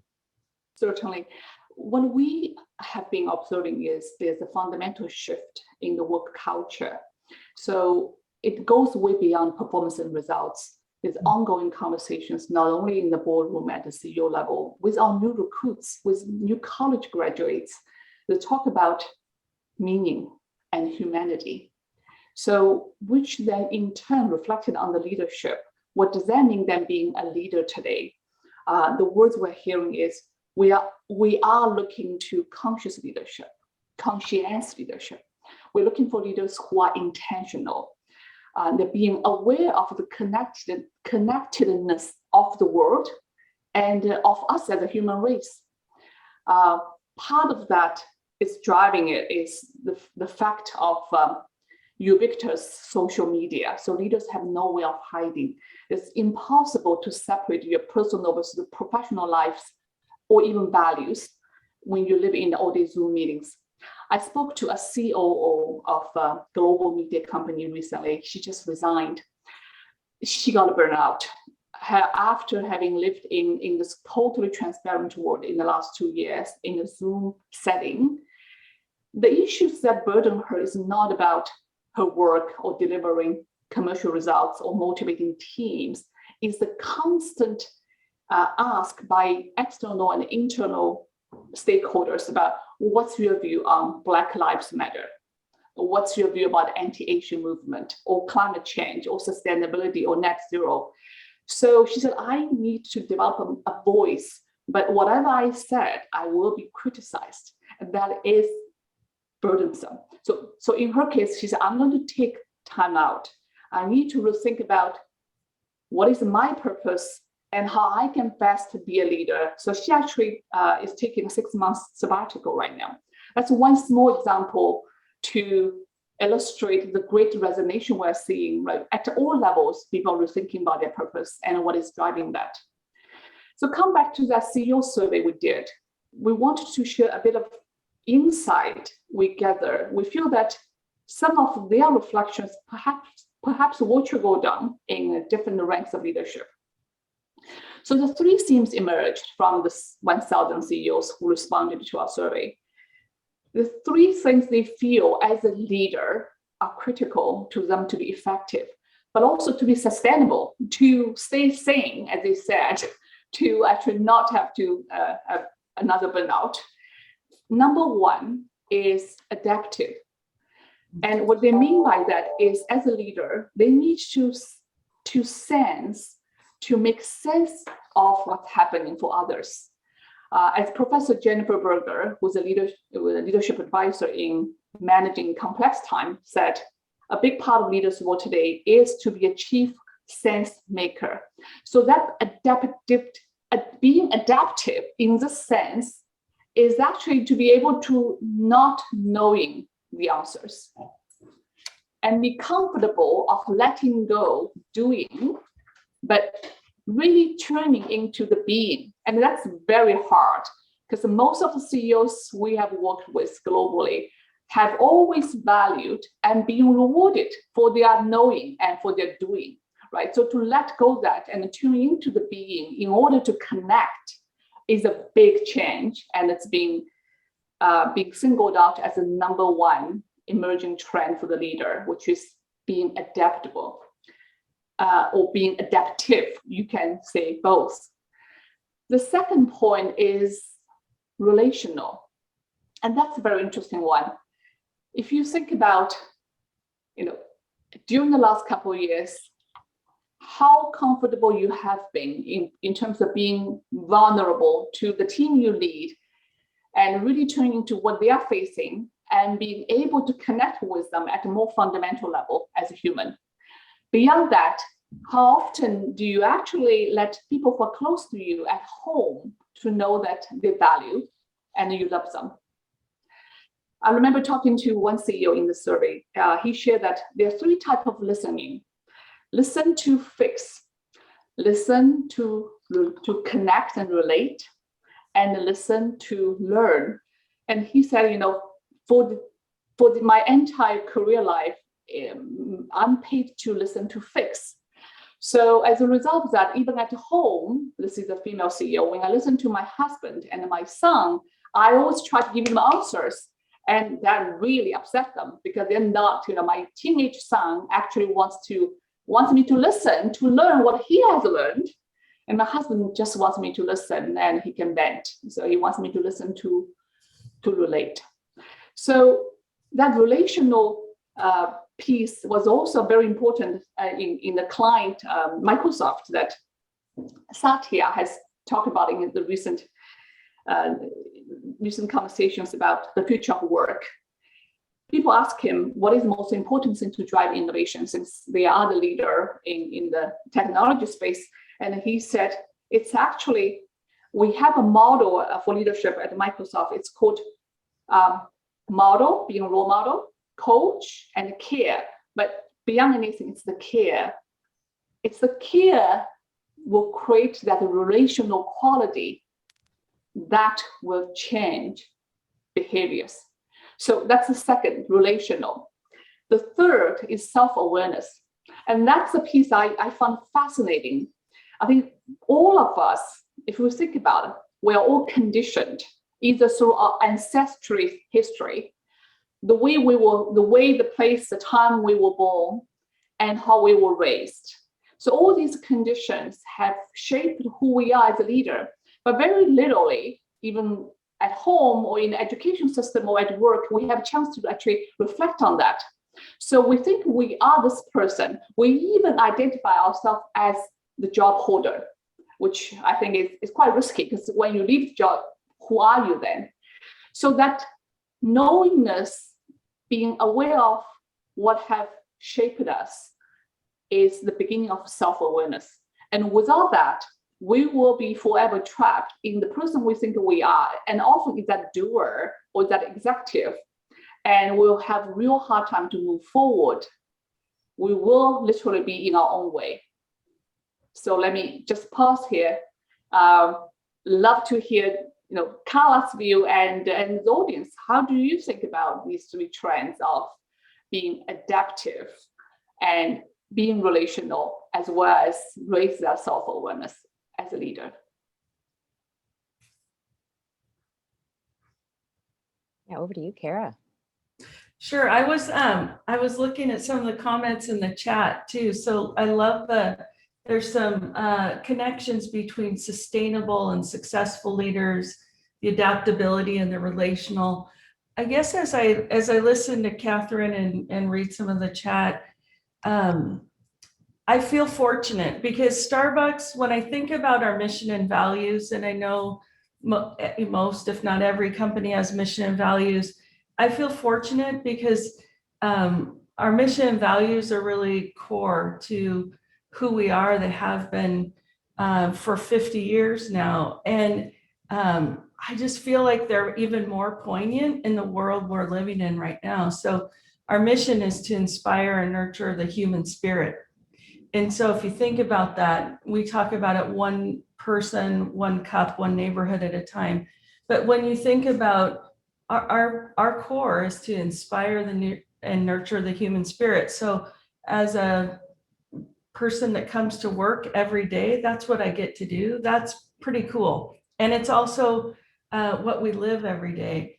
And so I think this world that's so dependent on empathy and leaders who can relate to their partners, who can be vulnerable with, let me correct, I saw it in the chat, but we call our employees partners. So I'll just clarify, I should have done that up front.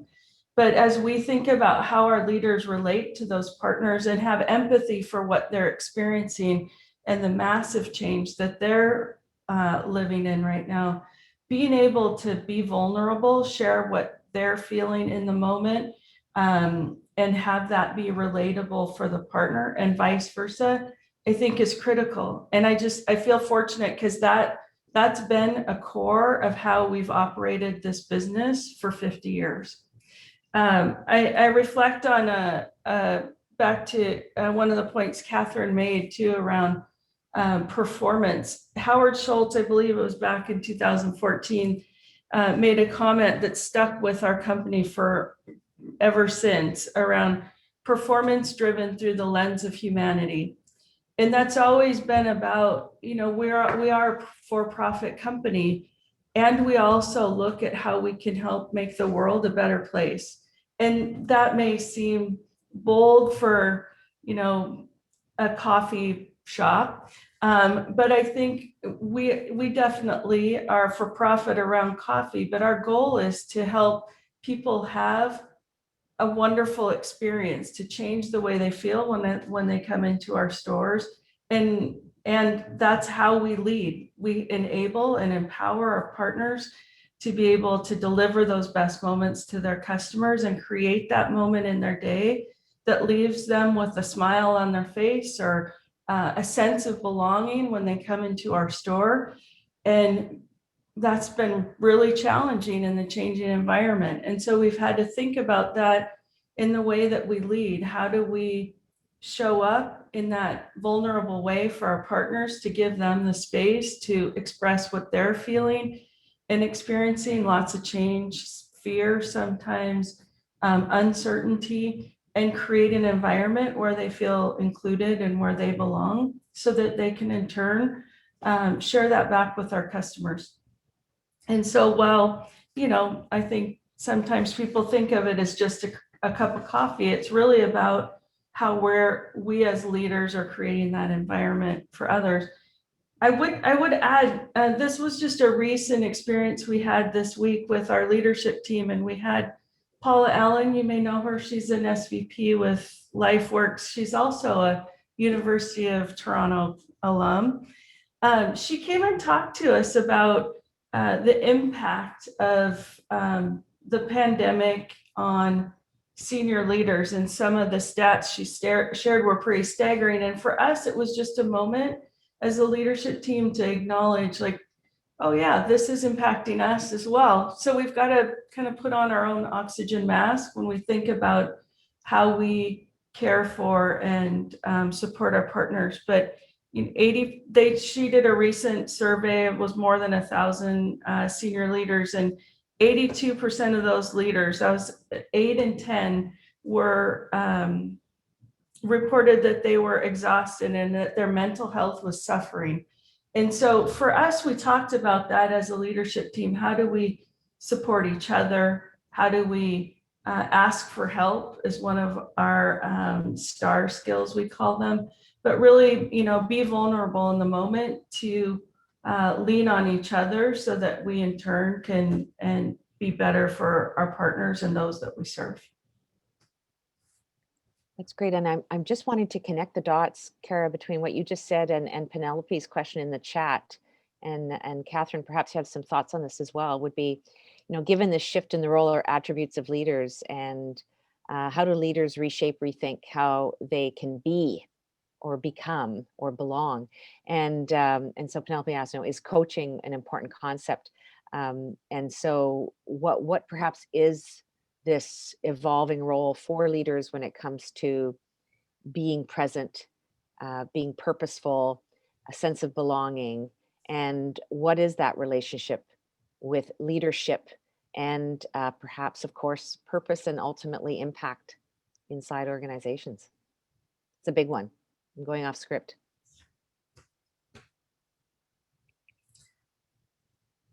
And I know, Catherine, I know Kara's got a few specific programs, but Catherine, did you want to jump in with some thoughts in terms of all the work you're doing with leadership development? Yes.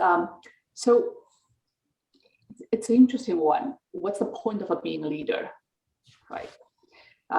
What is there to do as a leader? That's often how managers started. And I think the conversation we're hearing now is that actually the point of a being leader is a being, not the doing. You can, even as efficient, as productive you are, you cannot go in to do their work for your teams. So what else then is left is then be with them. I think that being present has been the hardest thing for a lot of leaders, because often we all have a running agenda in our head. But even when you attend the conference, when you listen, you constantly, your mind is running all the time. And the mind, I think, is the biggest enemy in being a leader. So mind has its own agenda, and then you wanted to insert, you wanted to question, you wanted to follow up. Anytime we do that, we actually lose the quality of the being, which is creating that safe space. So let me maybe share an example what I learned from reading Satya's book called Hit Refresh, when he took over the CEO role at Microsoft 8 years ago. I think the first thing he wanted to do is to have his leadership team, which used to be his peers, to align on their purpose. Now, again, we come back to the word of purpose, but the way he did that was quite interesting. He basically every Friday get them together. Some of you may have read the book or heard the story. What struck me was the way he asked them to sit down on Friday morning and talk about what is our purpose. And people would just say, wow, why are we wasting time? Why we have so many customers to serve, products to develop. And then he uses silence. He doesn't say anything. And so then, it's until someone says something, otherwise the meeting will not end. So eventually people start to say something. And when they start to say something, because it was such a silence, you paid attention, you listened. So the quality of listening really turned up. And through that, the mind starts to sort of move out of the way, and the whole being start to come out. People start to talk about what really concerns them in their lives. And that is the beginning of the empathy. So at the end, after 6 months of that silent, then listen, silent again, and then listen. They landed on one word, which is enabling, which is not too different than Kara's sharing in terms of Starbucks mission, right, through the lens of humanity. So they landed on what are enabling. So you will not be enabling others if you don't have empathy. And you wouldn't have empathy if you cannot tap into your own being. So come back to your question, how we're doing on leadership development. As a firm, we used to help clients to look for leaders. We realized no matter how efficient we are, there are not enough leaders to come in and adapt to a new culture and organization. So we have shifted in the last 5 years to more on developing leaders with our clients. And the development work has focused, we work with an organization globally called Mobius. So it's based on the book called Winning from Within. So the book already indicates it's the enemy or the competition or the motivation, not that is outside, it's all inside, winning from within. And the starting point is to understand who we are and the archetypes through which we operate. And I will just mention very briefly the archetypes that I think is easy to understand. We typically have 4 major archetypes to operate as a leader. A thinker, typically we value our strategic thinking and logical thinking. A warrior, which is the doer side of us, right? We get rewarded for what we can do and execute and deliver. A lover very often do not show up at work because it's just too much a competitive environment for lover to exist. Although that is very much changing, and I think Starbucks humanity lens is speak to that lover's angle and archetype. The last one's called dreamer. Often we left the dreamer at home and we leave the dreamer to the board and to the CEO. So those 4 archetypes is the most common archetypes, although most of leaders only operate through 1 or 2. So if you think about a 4-leg stool, you are not very stable or sustainable if you operate through 1 or 2 legs and you leave those 2 untouched. So the leadership and development work we have been doing is to activate all archetypes. And COVID, in some strange way, made it easier because without tapping into your lovers, you cannot connect. You will not show up with care. And without tapping into a dreamer, you cannot make sense of what's going on because just nobody knows what's going on. Nobody knows what's going to happen. So dreamer will suspend the agenda and the logic and help to tap into deeper intuitions. And that deeper intuitions will help us to go out of this, seemingly ongoing and never ending COVID situation. But together, it's the dreamer, it's the lover, and coupled with that thinker and a warrior will help us actually to energize, create that positive energy and empower everyone around us, right? So the leader's role has shifted from being a doer, a thinker, to an enabler, to someone who can create that space of psychological safety so that others may have answers than the leader, him or herself. Mm-hmm. That's great. And to build on that, Kara, you shared with Catherine and I a few weeks ago some of the incredible work that you have been privileged to, as you say, participate in, contribute, and lead yourself in terms of especially partners development as leaders in Starbucks.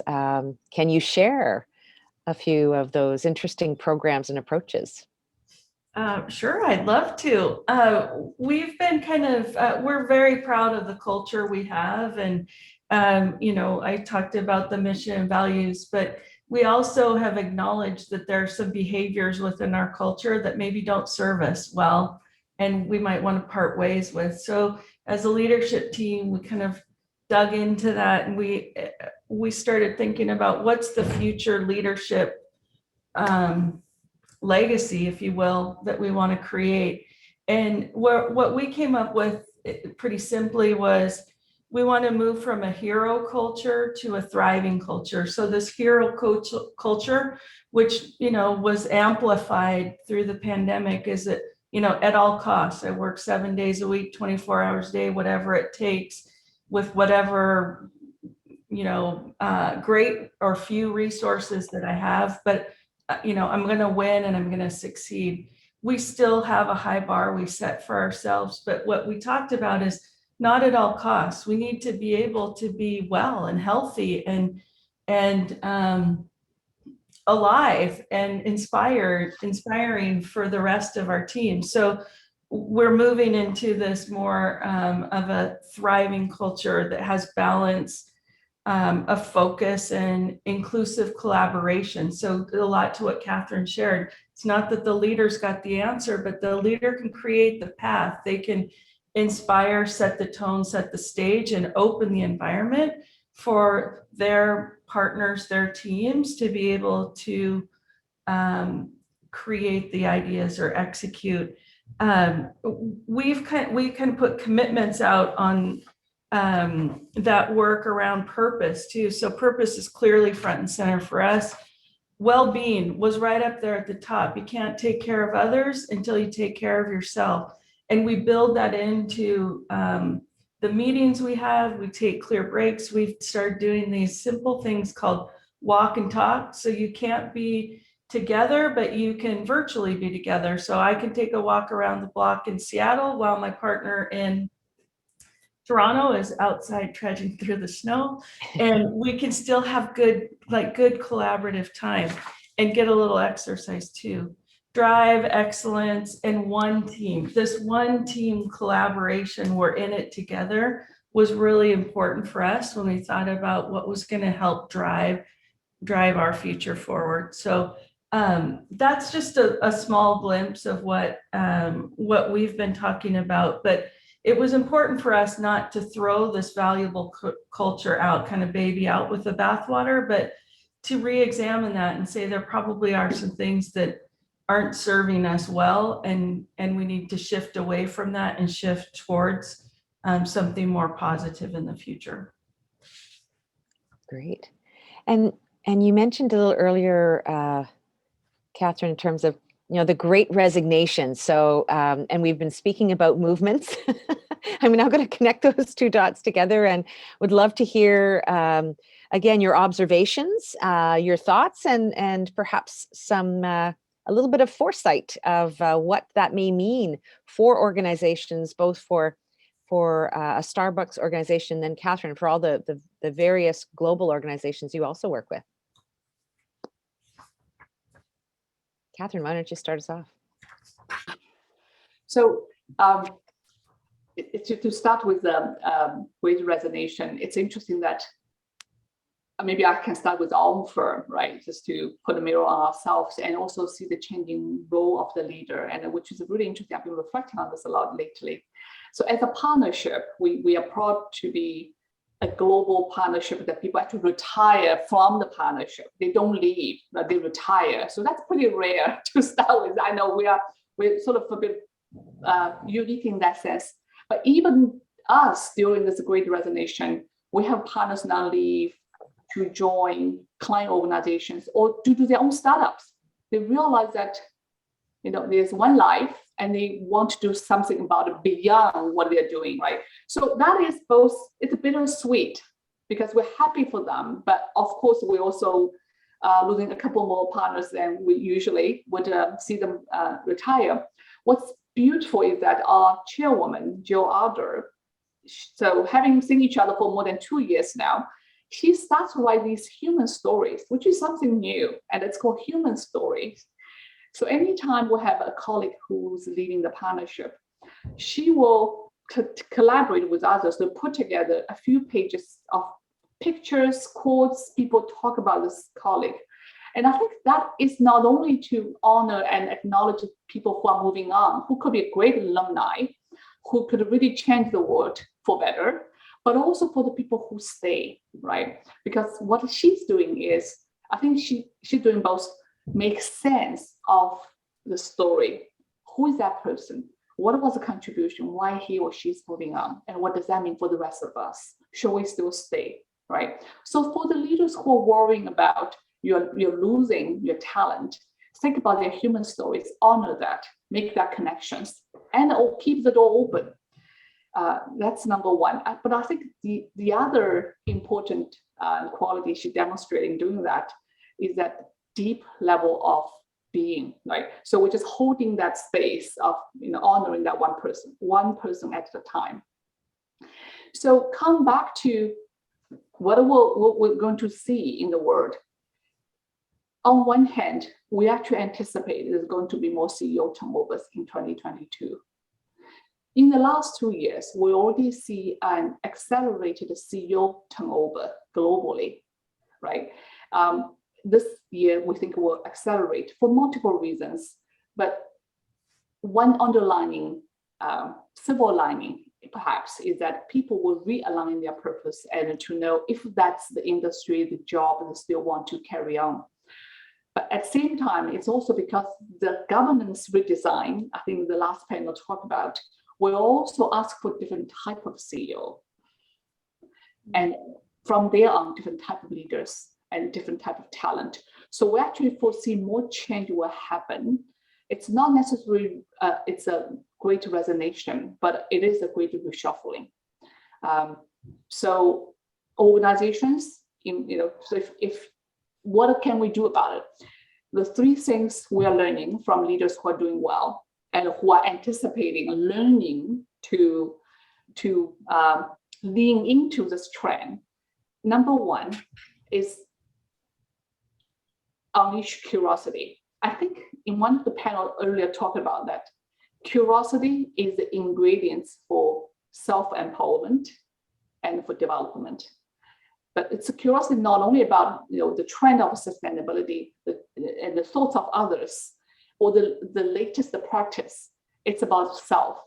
So if we can unleash that curiosity, we will have no cap of development of individuals, of leaders, and therefore as an organization. And once you turn that organization into a deliberate developmental organization, the chance you're going to attract and retain people is higher. That's a real differentiator. Number two, we find too often the diversity and inclusion becomes an obligation rather than something we embrace. Diversity was tolerated than embraced. And too often we will ask people who are diverse in terms of their thinking and experience to conform to the norm, and that's a killer of innovation. So whatever you do, do not try to force conformation for your diverse talent. And that will help you also to attract, but also retain them. I think the third point, I don't need to emphasize anymore because every panel talks about this. It's connected with purpose. Purpose at individual level, at organization level, will be that source of energy that will prevent burnout, but create that alignment that creative juice can flow and magic can happen. Great. Kara, yes, please build upon. I love that, how you ended magic can happen. I was talking with my talent acquisition team the other day and was curious to know, retention for us. We've got 20,000 partners across Canada. We're in a retail environment, customer facing. It's been challenging. I don't think I have to say more. But I was curious how many partners have started with us during the pandemic, and at the barista level, which is our biggest job, more than half of that population has started with us. So they only know us through the pandemic and the way we've operated behind plexi and with lots of restrictions. And so when I think about, how do we embrace that audience and those partners to ensure they know how committed we are to our mission and values, what we've done as a company in the last 50 years. One of the things, and Angel, I think we did this when we did our session with you, we start our meetings with coffee tastings. That's the core of who we are. It's our opportunity to talk about purpose, why we're here, who we are, who we serve, and the farmers that we work with. And so it's our form of storytelling. And what we started to realize is there's probably that 50%-ish of our baristas may not have that cultural connection or that feeling to the storytelling and who we are. And so that's a simple but very poignant way for us to get back to ensuring that all of our partners have that sense of a belonging and connection to the purpose of the company, but their own sense of accomplishment and achievement. So they can hear it, through those stories of their peers. Other things we do, we talk a lot we convey it when we're announcing moves, promotions, and even departures. We've started to show the career trail of a partner. Where have they worked? And what that's doing, I said early on, I talked about that up, down, around, and sideways. It's really reinforced the rich and robust career you can cultivate in our company. I've been here for almost 20 years, and I've done so many things, and a lot that I never even expected. So when I talk about the kinds of different roles I've had, that's also inspiring for our team to be able to say, oh, I could do that. I could do multiple things. So I think for us, it's about, we have a partner base that is typically connected to the values of the company, that we have shared values and alignment there. So it's helping them, the retention piece comes in to help them see how can they take those connected values and that alignment to the mission of who Starbucks is and build a long-lasting career, not one that's just, a moment in time or based on the current role that they have. I think the last thing I would say is communication is huge, and communicating the context, the intentional actions, and then the outcomes and that follow-up. And we started Workplace Live with our store manager. So, 1,500 partners, we do it once a month. We were doing them every other week or even weekly early on in the pandemic. This is our way to be able to have consistent communication and two-way dialogue. They can ask questions. We bring in a variety of different panelists and experts in a variety of fields. We talk a lot about supply chain these days, but it's our way to really just maintain that connection through clear and consistent communication. So that's been very, very positively received as well. Wow. Well, on that note, I can't believe we're at the end of our panel. Time is just speeding super fast today. I love this ending note in terms of communication, because it really ties beautifully to the art, the science, the business, the practice of changing, of transforming, of innovating, and ultimately even designing.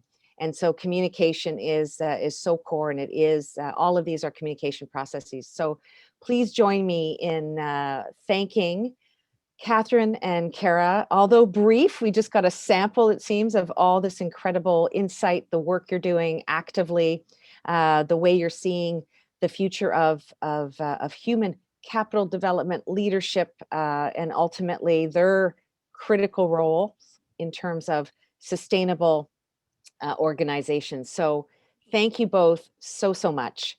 And with that, I also, and I'm hoping that you'll stay here for a bit longer, I wanted to perhaps do a bit of a soft wrap up for today's event. And I wanted to start by saying, and just like that, of course, a little nod to a certain Netflix series, that we have essentially, we've come to a close of an incredibly multifaceted discussion, amazing panelists, and this is our second annual event. And so again, please, first and foremost, thank you, all of you who have joined, who've contributed, who've participated, and have been really part of the conversation. It would not be an event without this exchange. So thank you all for joining us today.